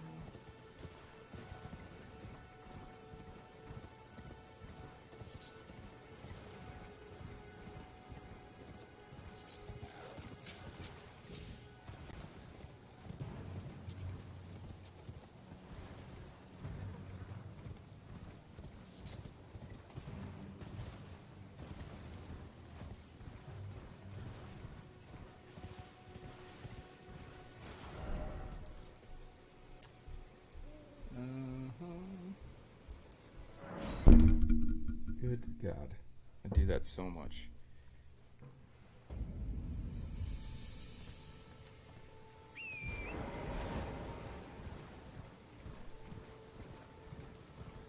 Let's go find out what else this area is trying to tell us.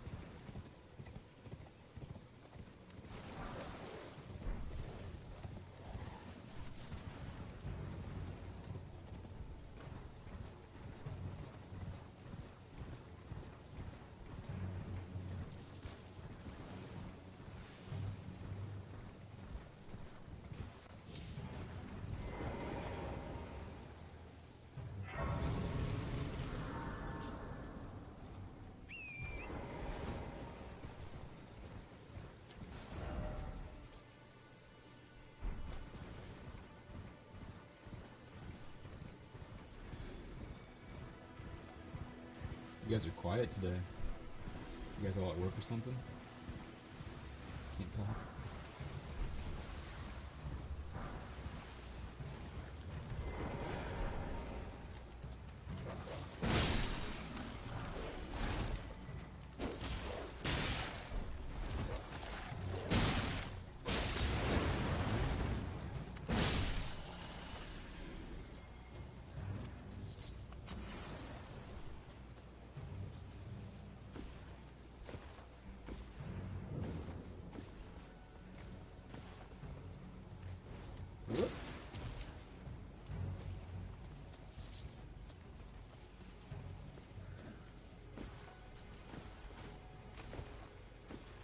Hello.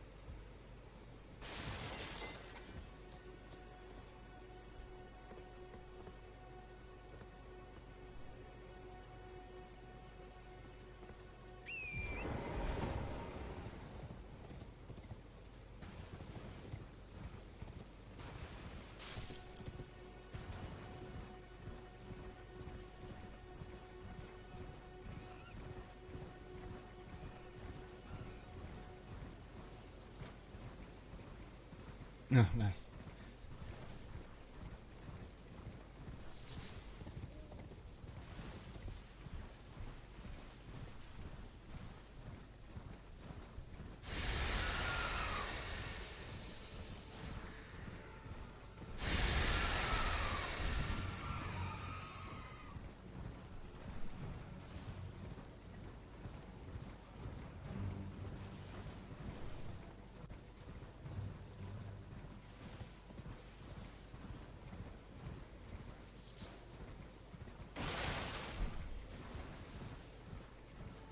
I wonder what the rainbow stones say.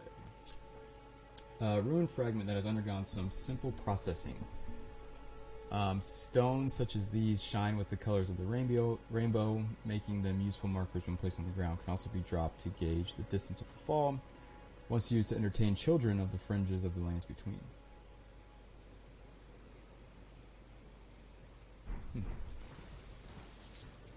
They look like different color crystals.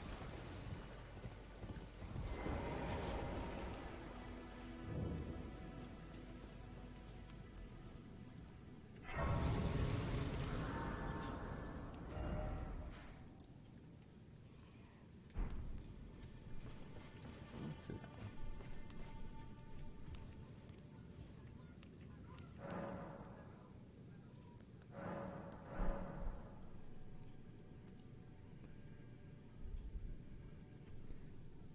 Handblist has an amusing description. Alright, I'll read it.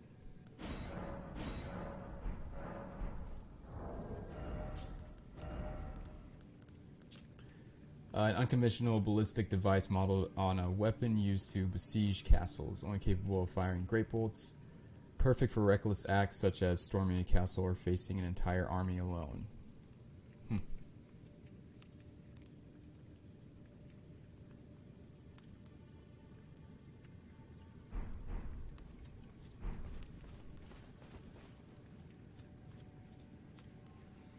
It's interesting that this chest is different. I don't know if it's that. I don't know why that one's different. Does anybody else have an idea?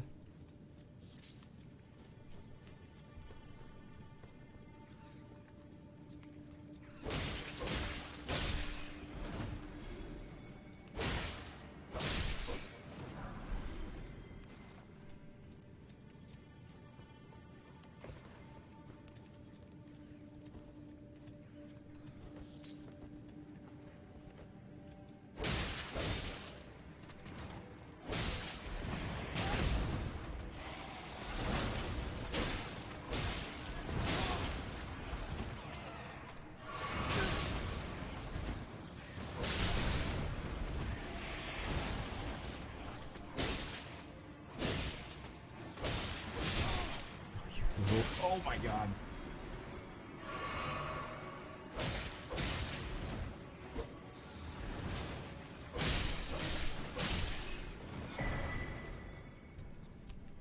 Okay, we got a rune arc.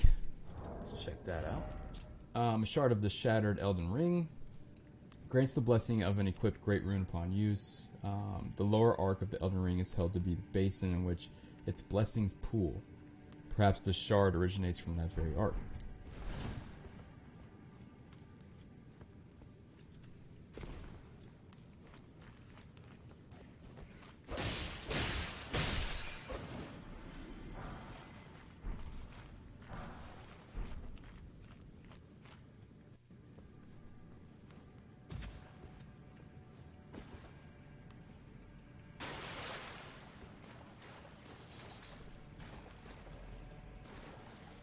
Hey, what's up, Rob?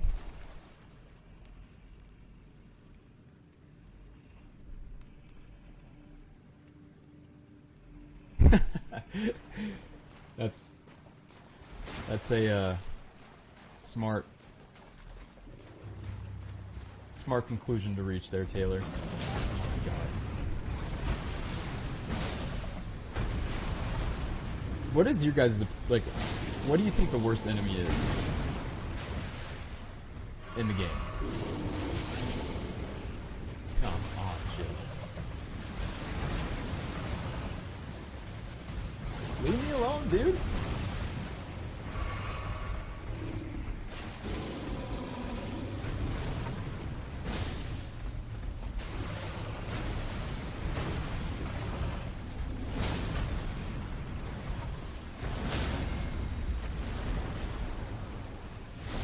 To me, it's the revenants. But these bastards are up there too.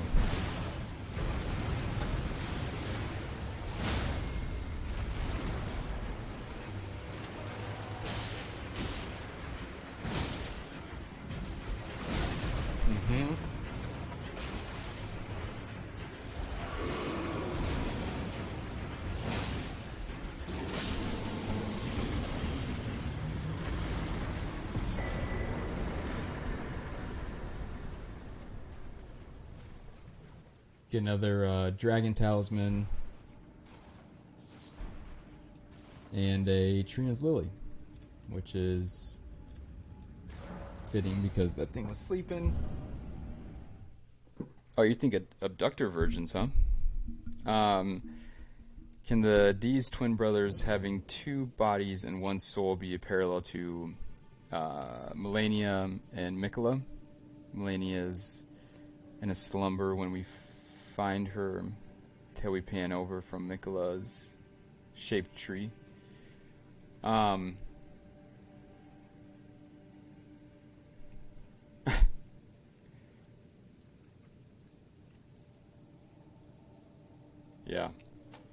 Yeah, the rune bears, the further you get in the game, the bigger pain in the ass they become. Yeah, I think that the D brothers are very much. I don't know that they necessarily tell or reflect one individual story as much as they again tell the story at a larger capacity.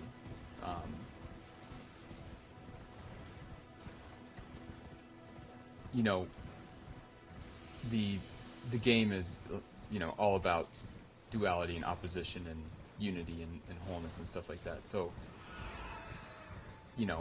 it's their story is very fitting for the overall theme of Elden Ring, and I think it's just one more example of the story being told at a smaller scale.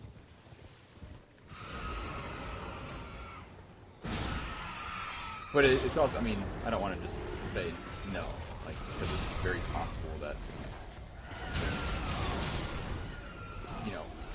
it's telling a very specific story and it's meant to reflect a very specific demigod or NPC or some other quest line.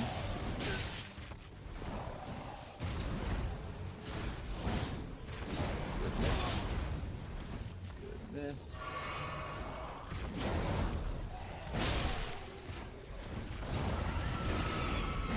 Sure would be nice if I could hit you. Would help.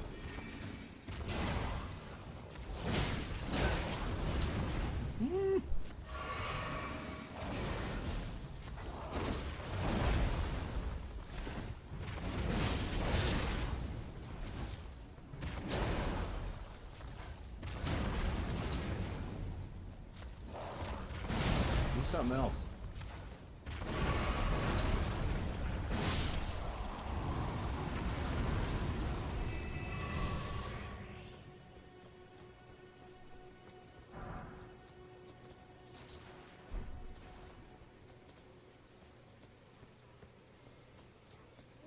So next to the queen, we find several arteria leaves, which I don't think, is a coincidence. And then we also get the demi-human queen staff, glintstone staff styled as a scepter, a gift once given to the demi-humans to foster peace. It can be wielded even by those of low intelligence, sneered out by fools in the academy.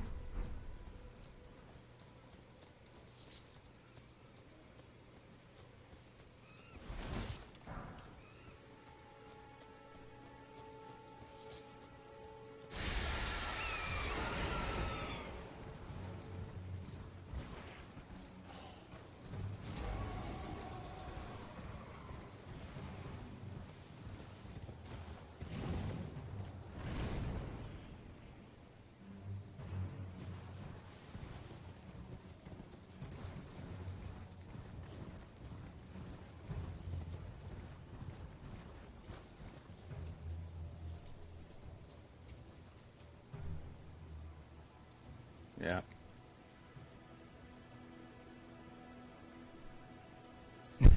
Yeah, Gideon is just a freaking spammer.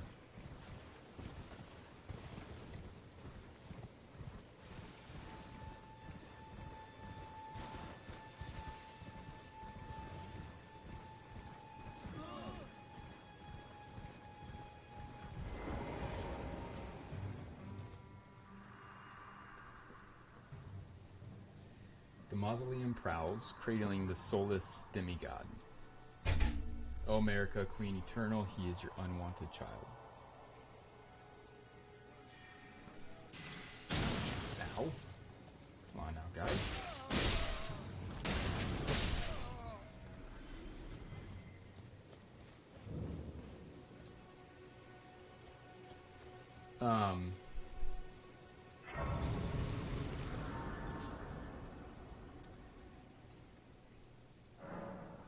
So there's a lot, right, within that one interaction with that noble. So the mausoleums that wander around, specifically the one within the Weeping Peninsula, houses the unwanted child of America. So I think in a real life, if you're taking the game at a literal sense, at face value, you can't draw a connection to any one person because America says that she's going to sacrifice her children that don't become anything, or they will become sacrifices. So drawing a connection, a meaningful connection to what that noble is saying, and the game on that level holds little value. Now, if you look at a psychological kind of lens, and psychologically speaking, your unwanted things, right, is your shadow. And children, in my theory, are like thoughts or emotions. They're very much born from a person's consciousness, from their mind. They're not like biological children within the lands between. So the things that on a grander scale, if it's talking about the Night of the Black Knives and the things that were sacrificed are things that America no longer needs in her life, whether they're negative thoughts or emotions or just complexes that no longer suit her everyday need, just like you and I, we have complexes from the past that no longer suit our need. The way we acted in high school is very different than the way we act when we're 30. So parts of ourself literally get sacrificed and lost, right? They're no longer part of our conscious everyday life. Or you could take it to mean that that demigod that they're talking about is Mesmer, and he represents everything unwanted, an amalgamation of all of the things that America has sacrificed in herself, all the different things that she has repressed in herself.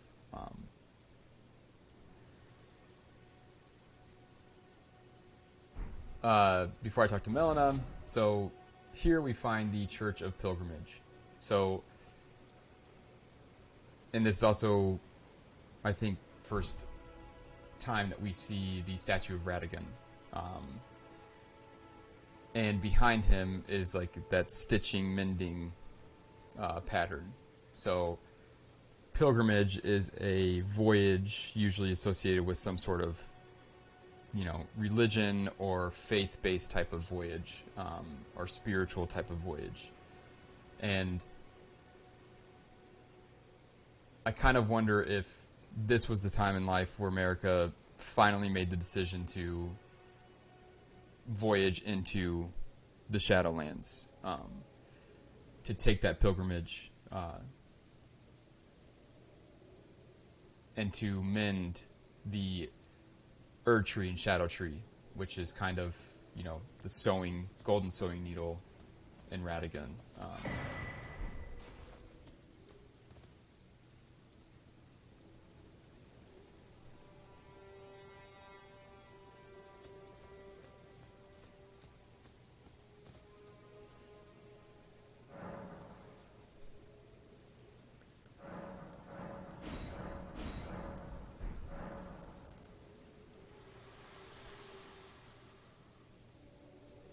Spoken echoes of Queen Marika linger here as well. Shall I share them with you? In Marika's own words, then, after thy death, I will give back what I once claimed, return to the lands between, wage war, and brandish the Elden Ring, grow strong in the face of death. Warriors of my lord, Lord Godfrey. So we know that because of the DLC trailer, that when things are stripped of their grace, they go to the Shadowlands, and they are met by Mesmer's flame, where they will die.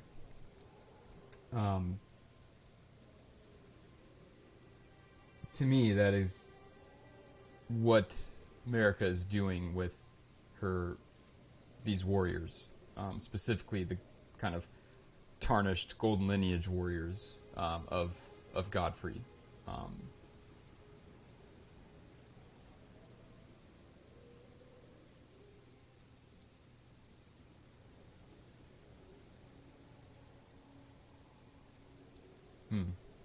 My guess is that this will make a lot more sense after the DLC.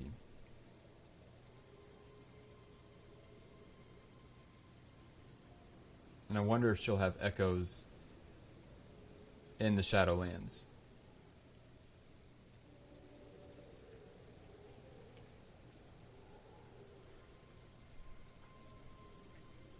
Because, like, if she's talking about we are meant to go to the Shadowlands, right? Face Mesmer, confront this stuff, and then come back after we're stronger and brandish the Elden Ring. Like, that makes much more sense in a kind of a completionist thought. rather than, you know, they're sent off, they die, they come back, for the endings that we see in game.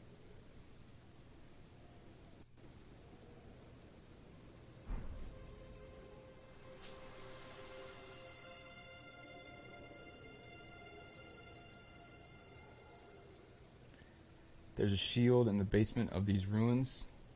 Which ruins are those, Taylor?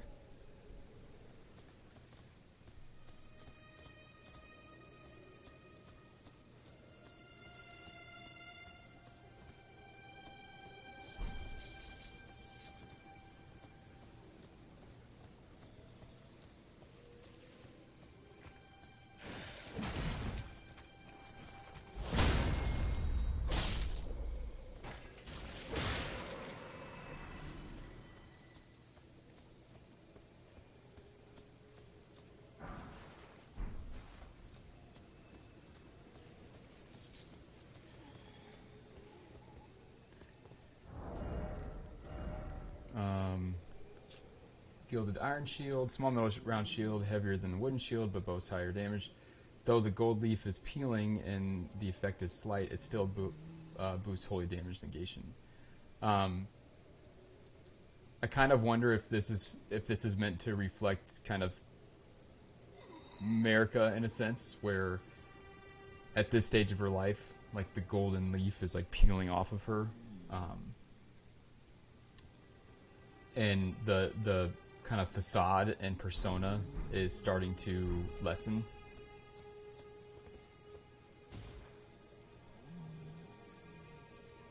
Okay, let me go back there then.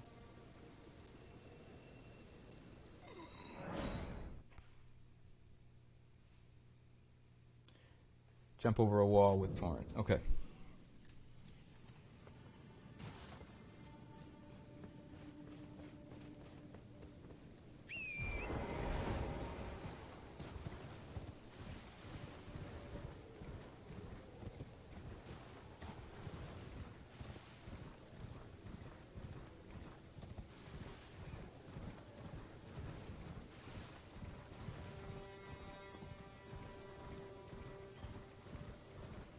Is it in the main one? Probably not.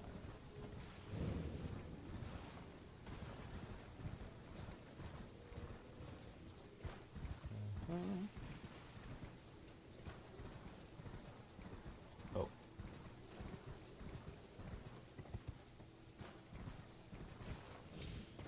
There we go.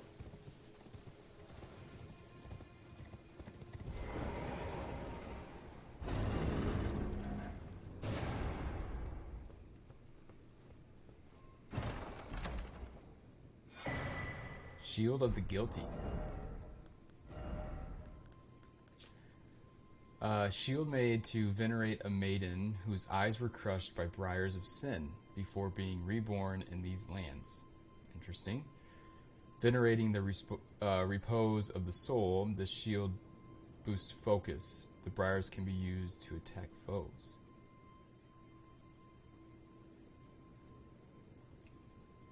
Huh.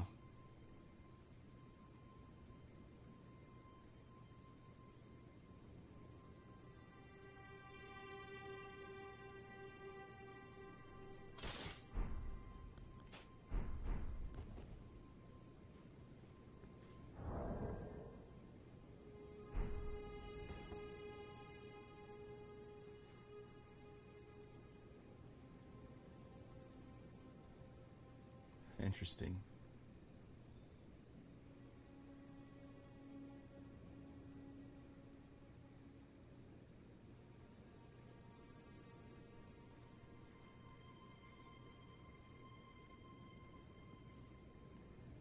I mean, the fact that it's golden makes you think America.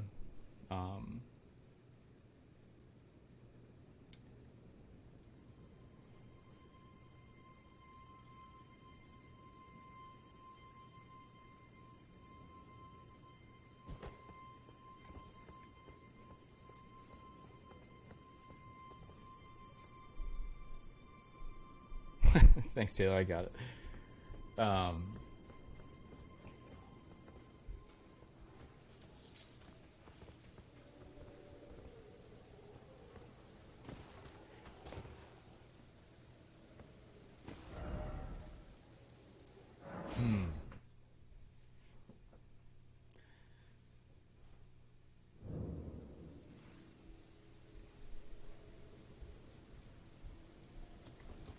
Man.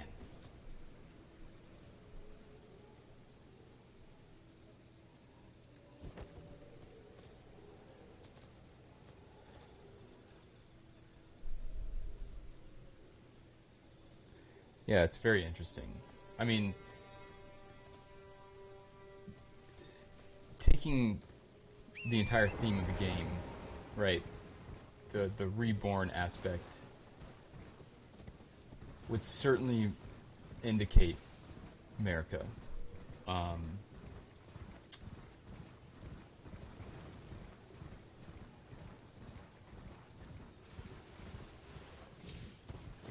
the the themes and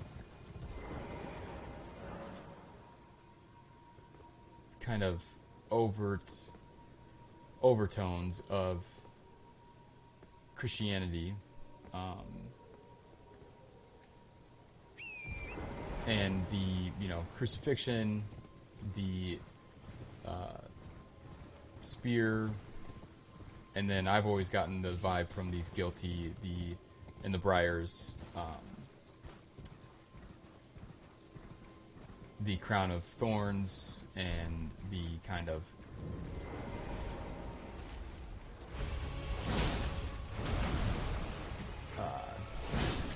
very old school Old Testament way of repenting, by giving yourself lashes and by doing some other pretty terrible things.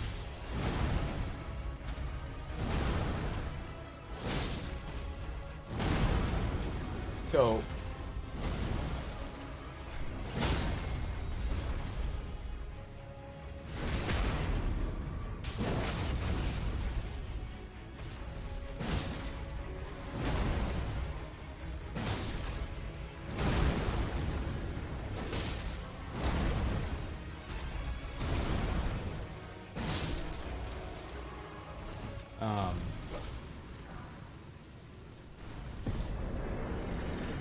it's possible that America is reborn, and that is Melina.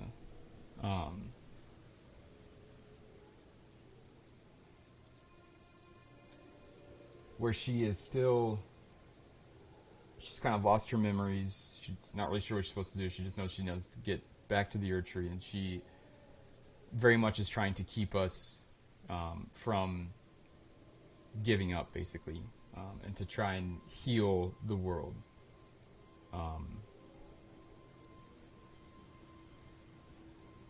Man, I don't know. What do you guys think?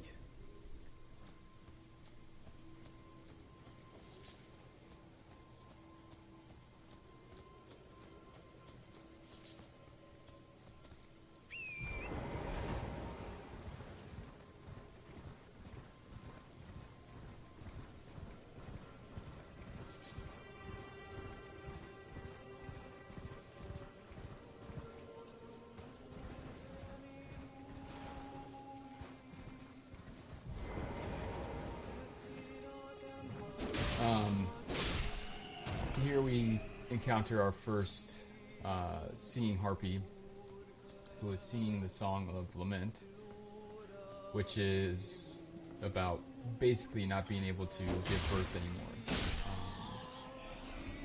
The exact lyrics go something like, "We were once blessed, we were destined to be mothers, and now this land is now barren, and we are now tarnished."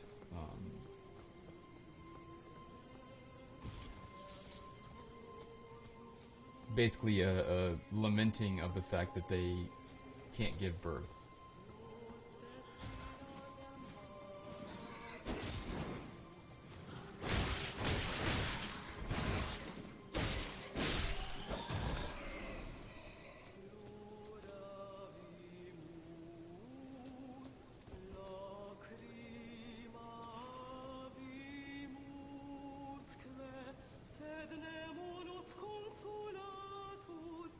And her hair, I mean, the hair looks very similar to like the Newman starting here when you select that origin.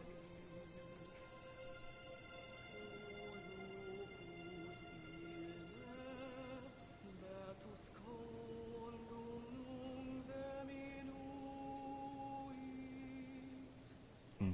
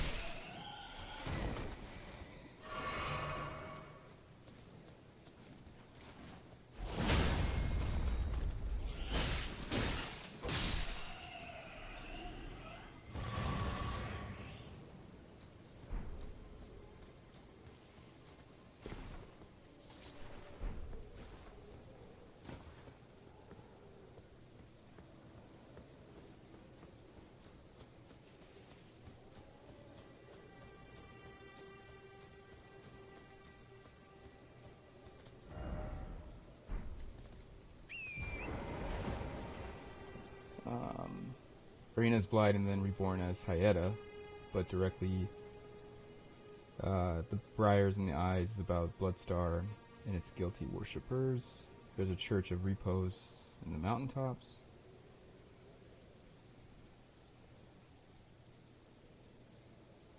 Yeah.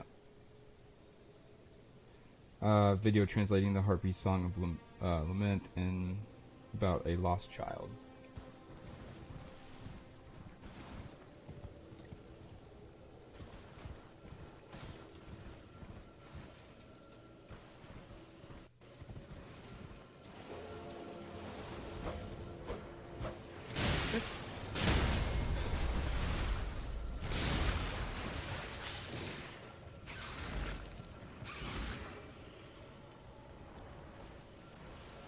Something in here? Oh my god, are you kidding me? It's just that.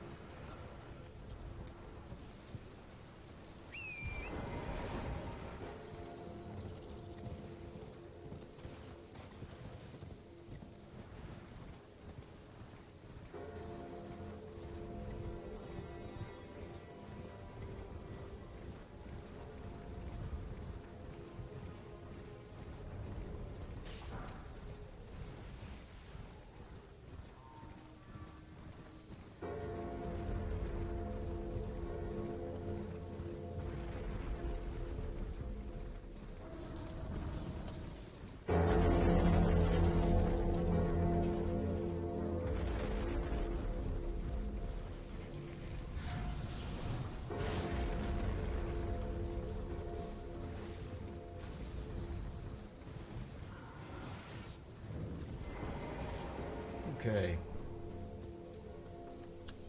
So the Fourth Church of America, again, to me, representing kind of the fourth stage of development, where she is an old woman, possibly facing death, or the idea of death is a very real thing in her life at this moment. And again, like I said, behind her is just the water. Where in the other ones, the Erd Tree or some other significant thing was behind her. So to me, it's telling the story that she's kind of entering the water, entering the unconscious, whether that's death or it's the Shadowlands.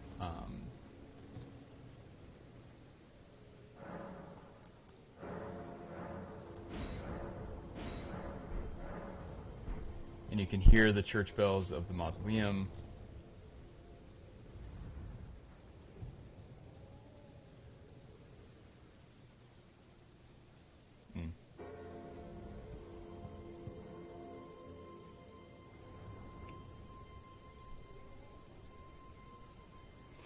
Taylor, what happens at the Church of Repose?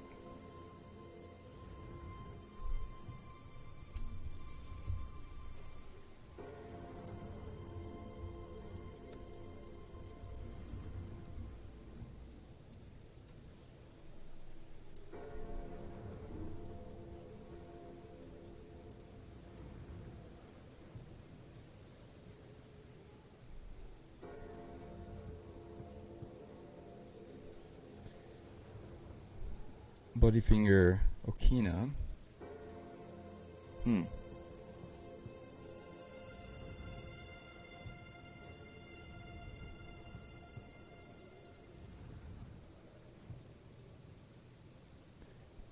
Ancient Dragon Smithing Stone.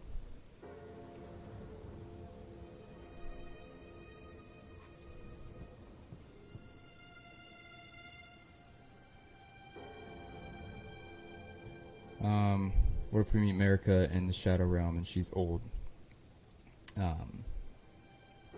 FromSoft does like their old person final bosses. Gwen. Yeah. I think that's very possible. That when if we do actually see her, I think that it's very possible she'll be old.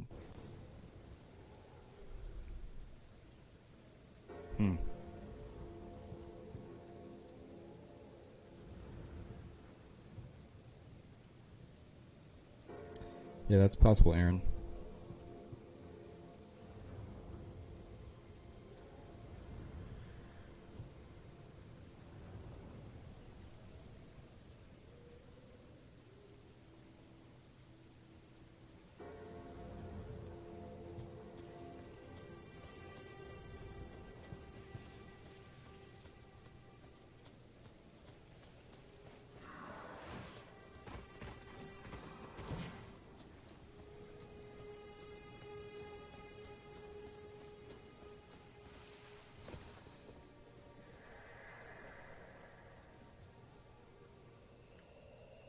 There it is, the tower. Finally, I can return to our home bathed in rays of gold. So, clearly this noble died, and can only presume that that means he is in the Shadow Realm. I won't go there yet.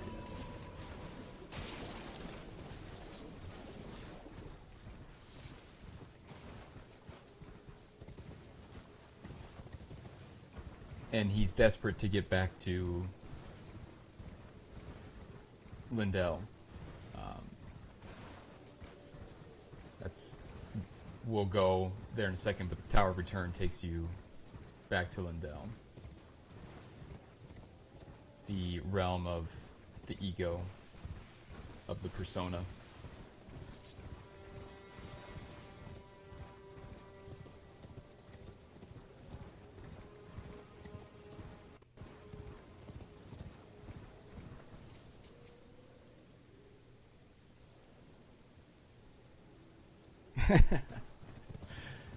I would be shocked if we fight America.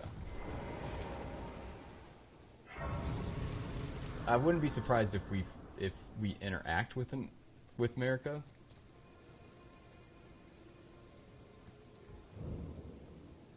Well, But maybe. I mean, it's been an age since I've seen a customer.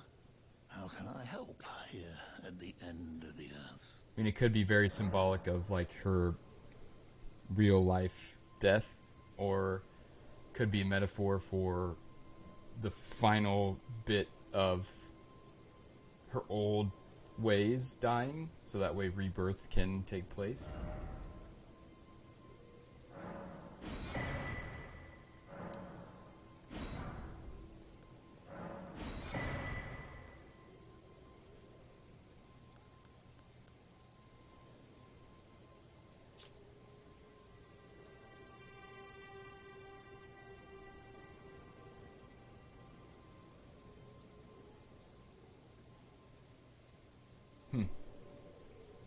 This is kind of interesting. Just with the kind of design and look of Mesmere, the fact that he's so slender, and it's believed that this twig was pruned from the Erd tree long, long ago. I kind of wonder if this is talking about Mesmir, this sacrificed child.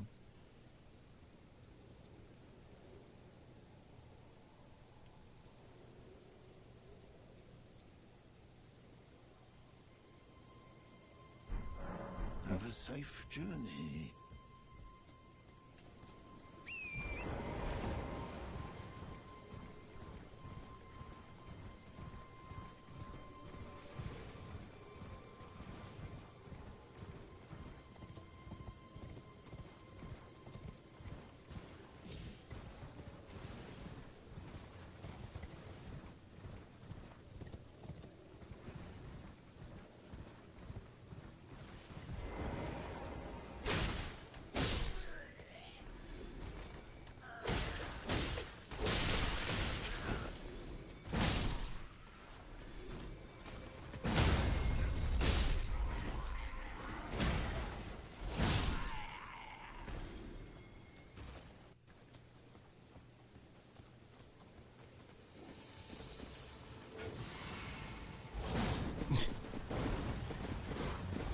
Swing and a miss.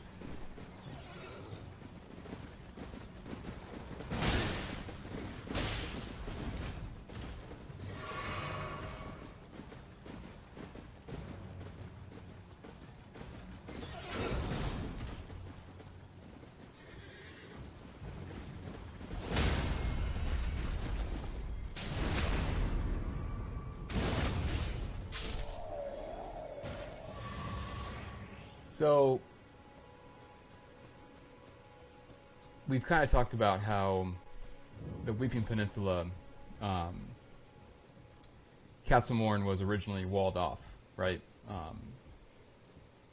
But something finally went through that wall, and to me, these different things that we're seeing in the Weeping Peninsula are like different choices or outcomes for America to choose. You can go through the wall, right? Face the mourning, face the moans, like face the trauma and tragedy. Very painful endeavor. You can choose to ignore it, or be basically succumb to it and succumb to frenzy. Or to me, there's the kind of at the very ends of the earth when we have these options presented to us, we can return back to our old ways.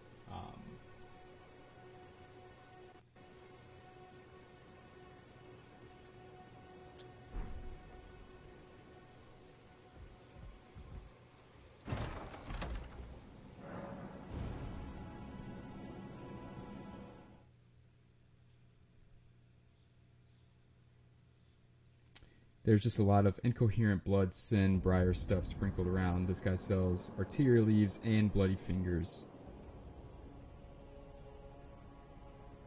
Ooh, a snowy crone ending would be cool.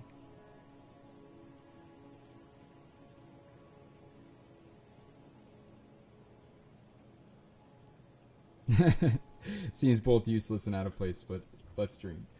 You know, I mean, there will definitely be a very, I don't want to say secret boss, but an elective boss, right? That might not have any bearing on the story, but it's going to be hard as shit. The Snowy Crone would be a really cool version of that. Really cool version of that.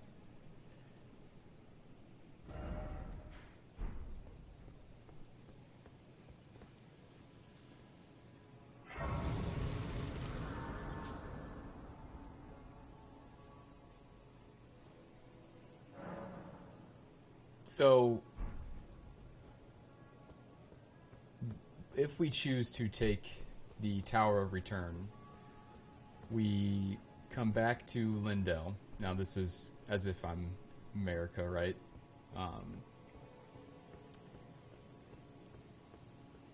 Like, let's just say that this has happened before, where she has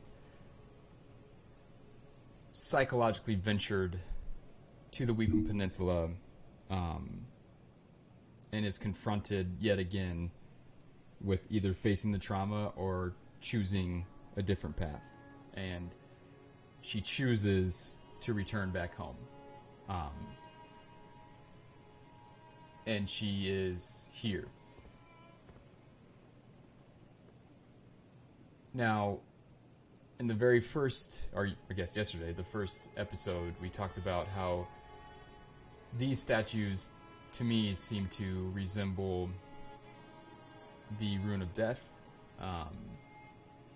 and are very much meant to convey kind of that aspect of death. Now, is it a literal death? Is it a psychological or spiritual death? We'll probably never know. I think that those are the instances where it's very much up to us individually what makes the most sense to you. Is it the death of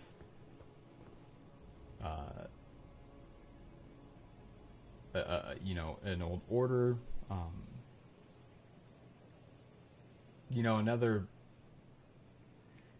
Another thought could be that seeing Radigan in that Church of Pilgrimage at the Weeping Peninsula is kind of almost like America being reborn.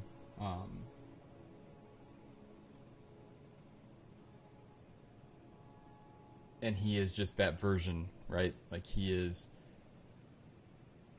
America 2.0, or America with a newfound acceptance for,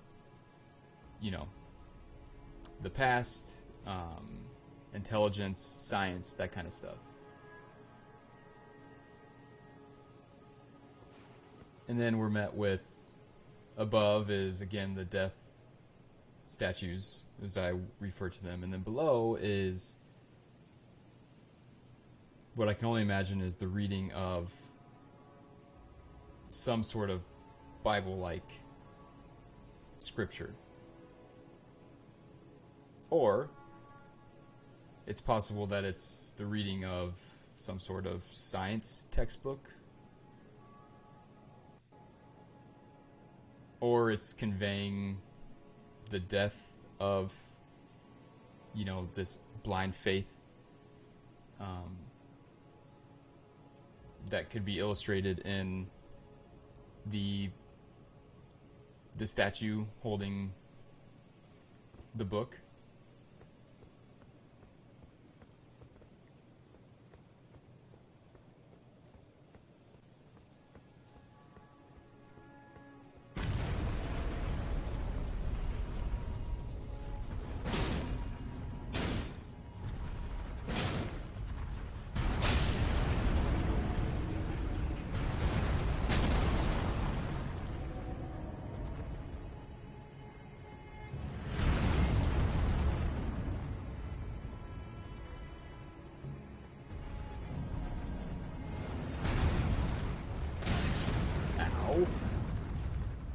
I might want to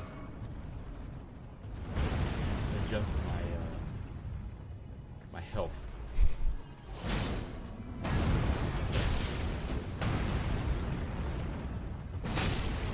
Oh, fall. Oh!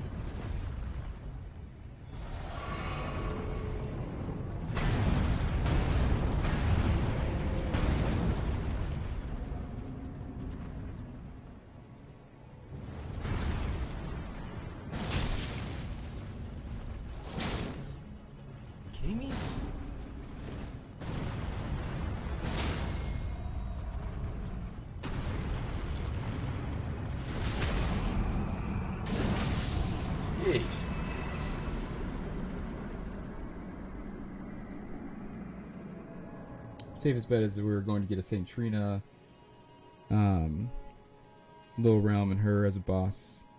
Craven Glow My Queen, yeah. Radagon seems to appear out of nowhere after Godfrey and Tarnish were. Yep.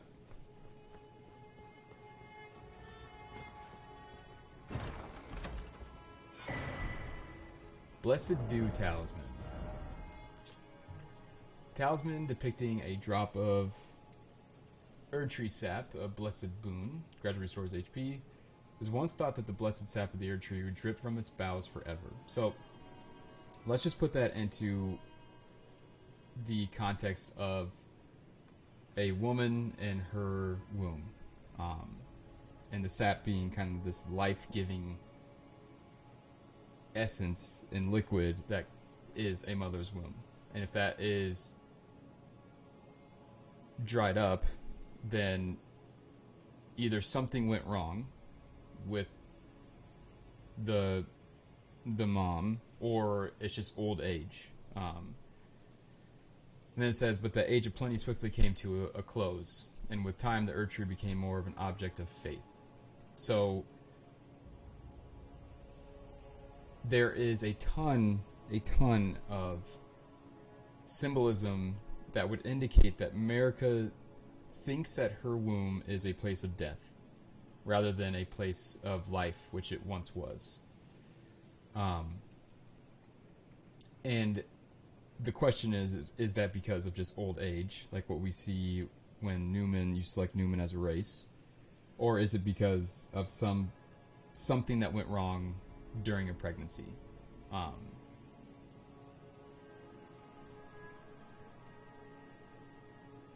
Probably won't ever. That might become more clear in the DLC, but I guess we'll see. A lord who led the long march bore an axe, and his loyal warriors honored him by wielding axes of their own, making them very effective at dealing decisive blows.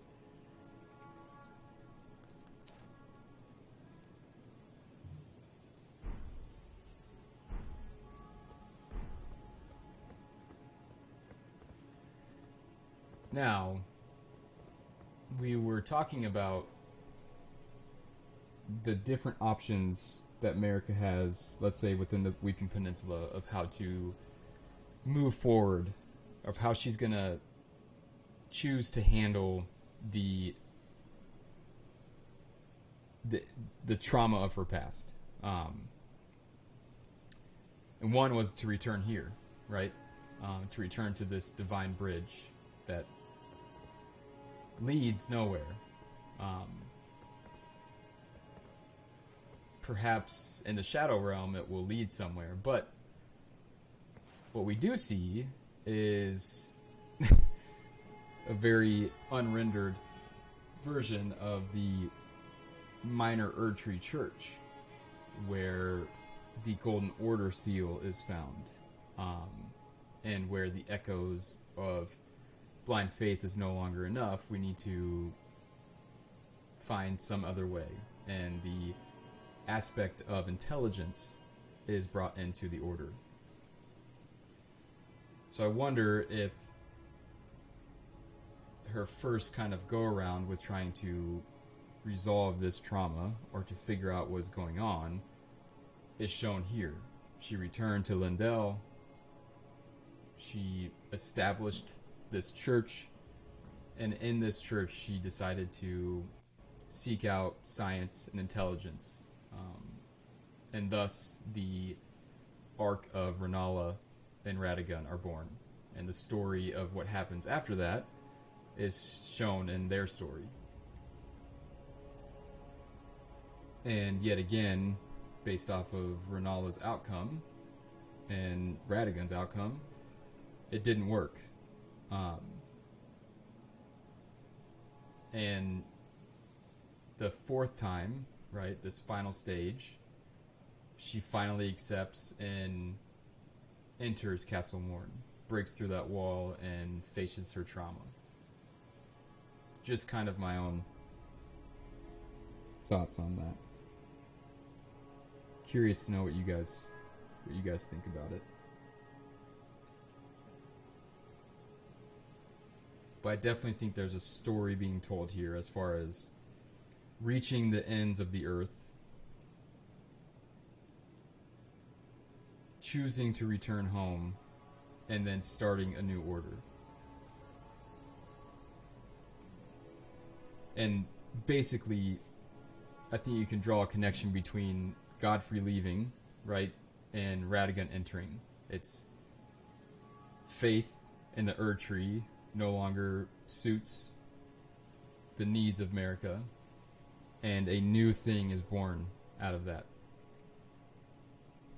And that is reflected in Radagon and the story of Renala and Radagon.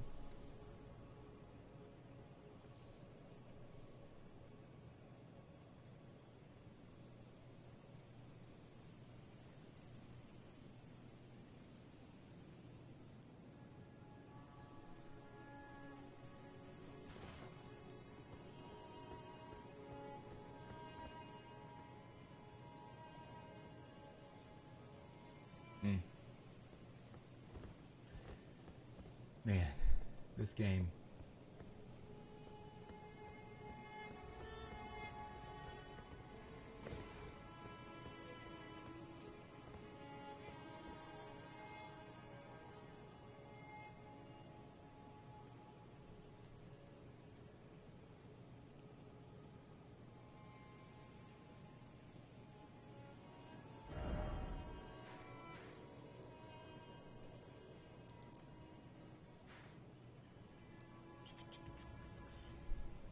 I kind of forget how to get there.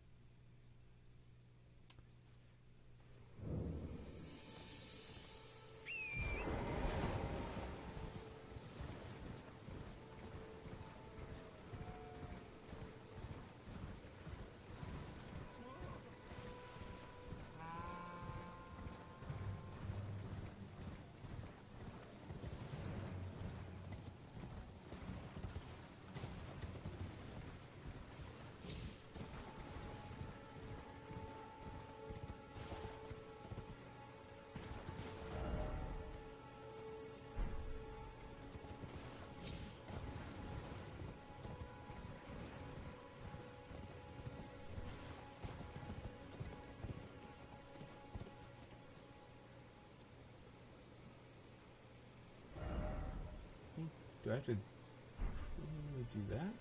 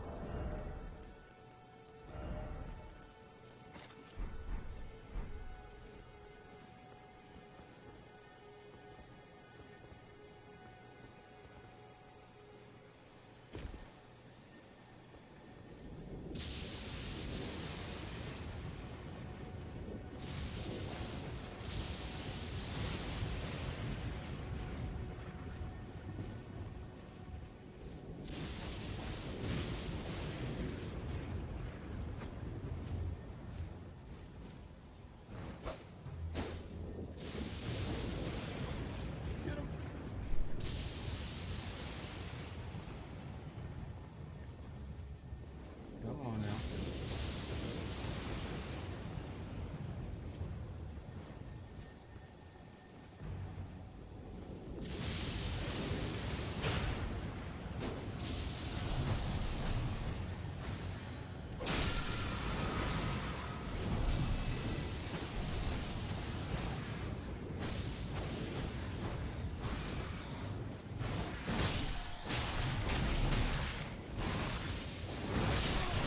Oh shit. Oh shit.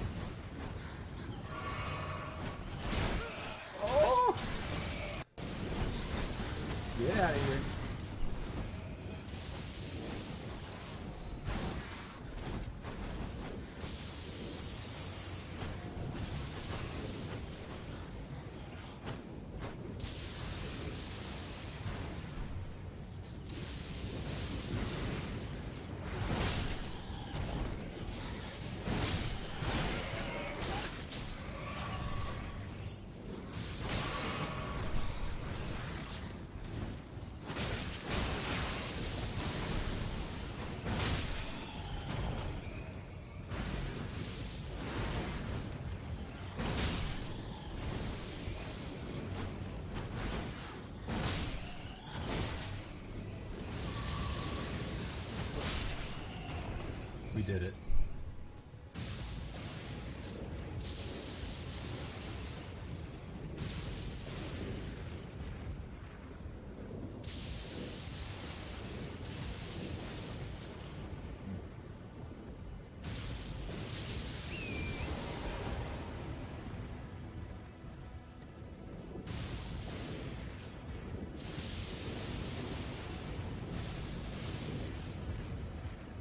Can't even get there. Oh, jeez.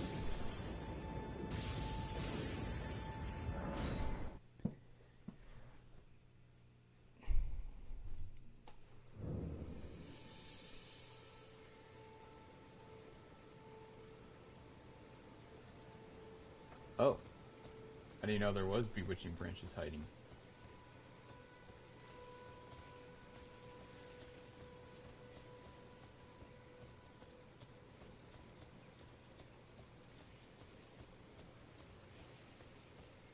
Where?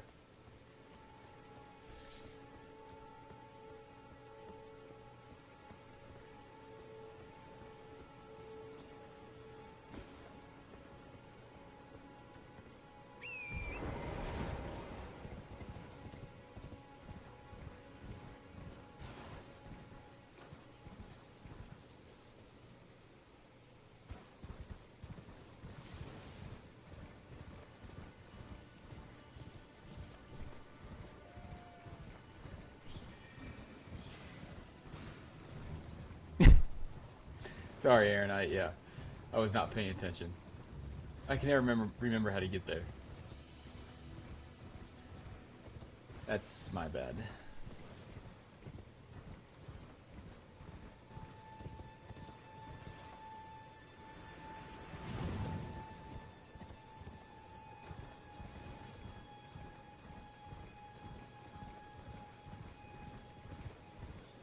Okay.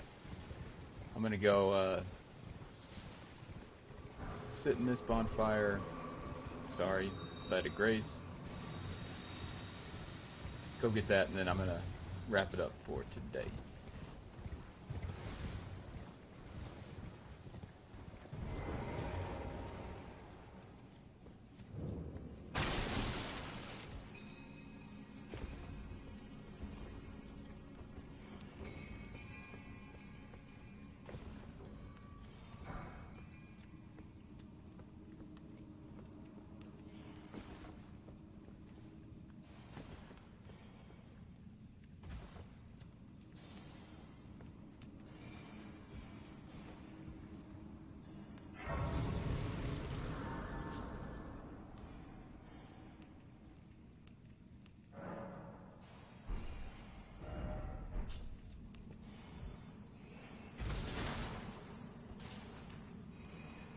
Go around to the east. Okay. Go around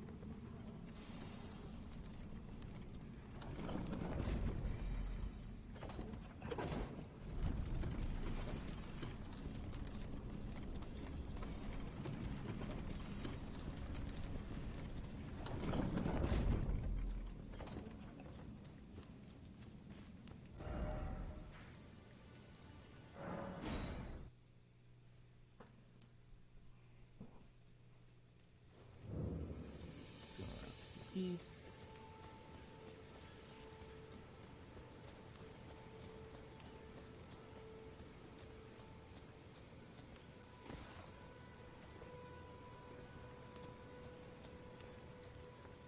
Down here.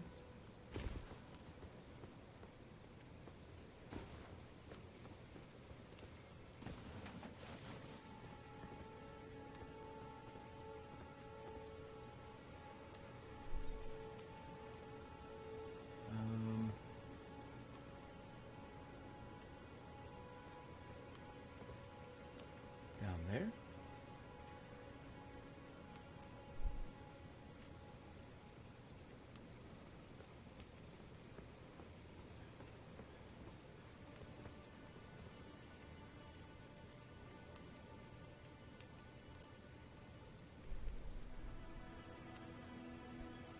Okay, so I'm assuming I need to go down Down here? Over here?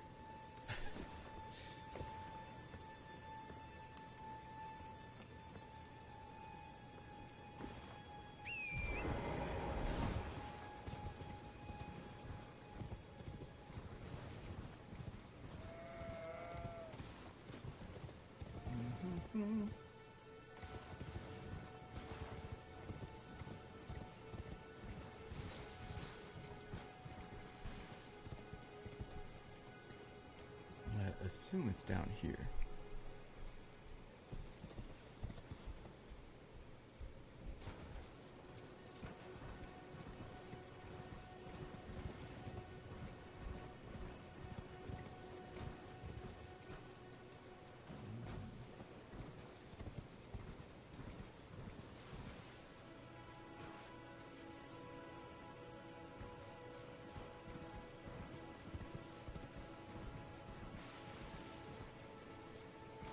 Maybe down there?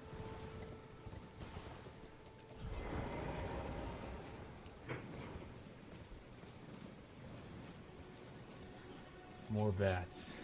Great.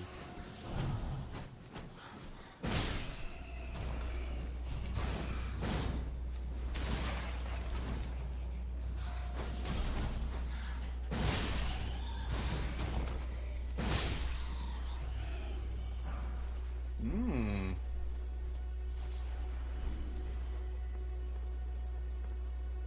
Interesting.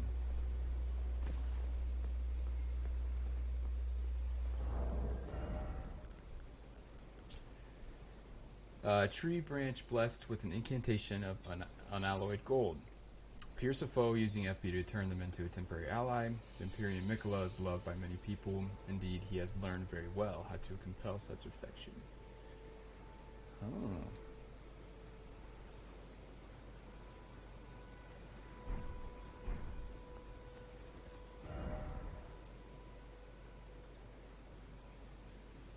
Hmm.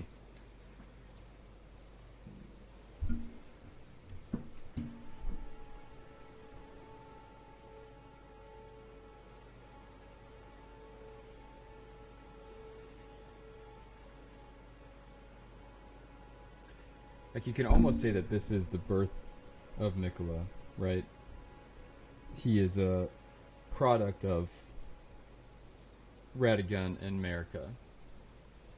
And if this is the first time that we see Radagon, and it's a church of pilgrimage, it would make sense that we also find some sort of element of Mikola. Especially if he's the one that's kind of pulling the strings.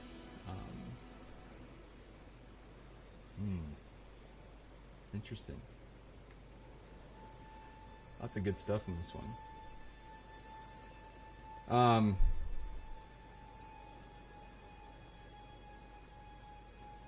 Pilgrimage here from Haligtree / Castle Soul.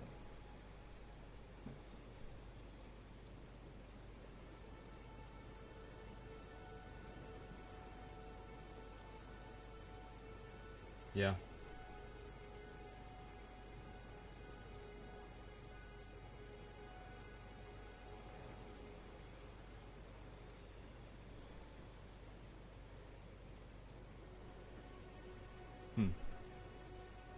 Interesting. Well, I gotta wrap it up today, guys. Let me at least get to where we'll start next time. Lots of good stuff in this one.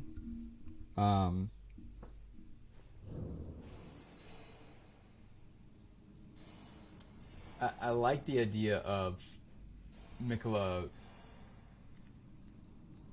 pilgrimaging, well, almost assisting in it from Castle Soul, or the Haligtree to the Weeping Peninsula. In my kind of theory, he's very much a healer, almost like a therapist type of character, who facilitates in the process of entering into one's shadow and unconscious and is able to unite those two things. If you haven't already, if you watch my Understanding the Shadow Tree video, it goes into great depth about how I see Mikola and his character and things like that. Anyways, yeah, thanks, Aaron. Thanks for being here, man. I will see you on the next one. Let me know your thoughts, comments, things like that. This is super interesting. So thanks for, taking the ride with me. And if you haven't already, please subscribe, give this a like, comment, all that kind of stuff. It helps with the algorithm. Hopefully one day I'll be able to upgrade all my stuff so that way it's not pixelated and sounds like crap. Anyways, guys, join Discord if you're interested in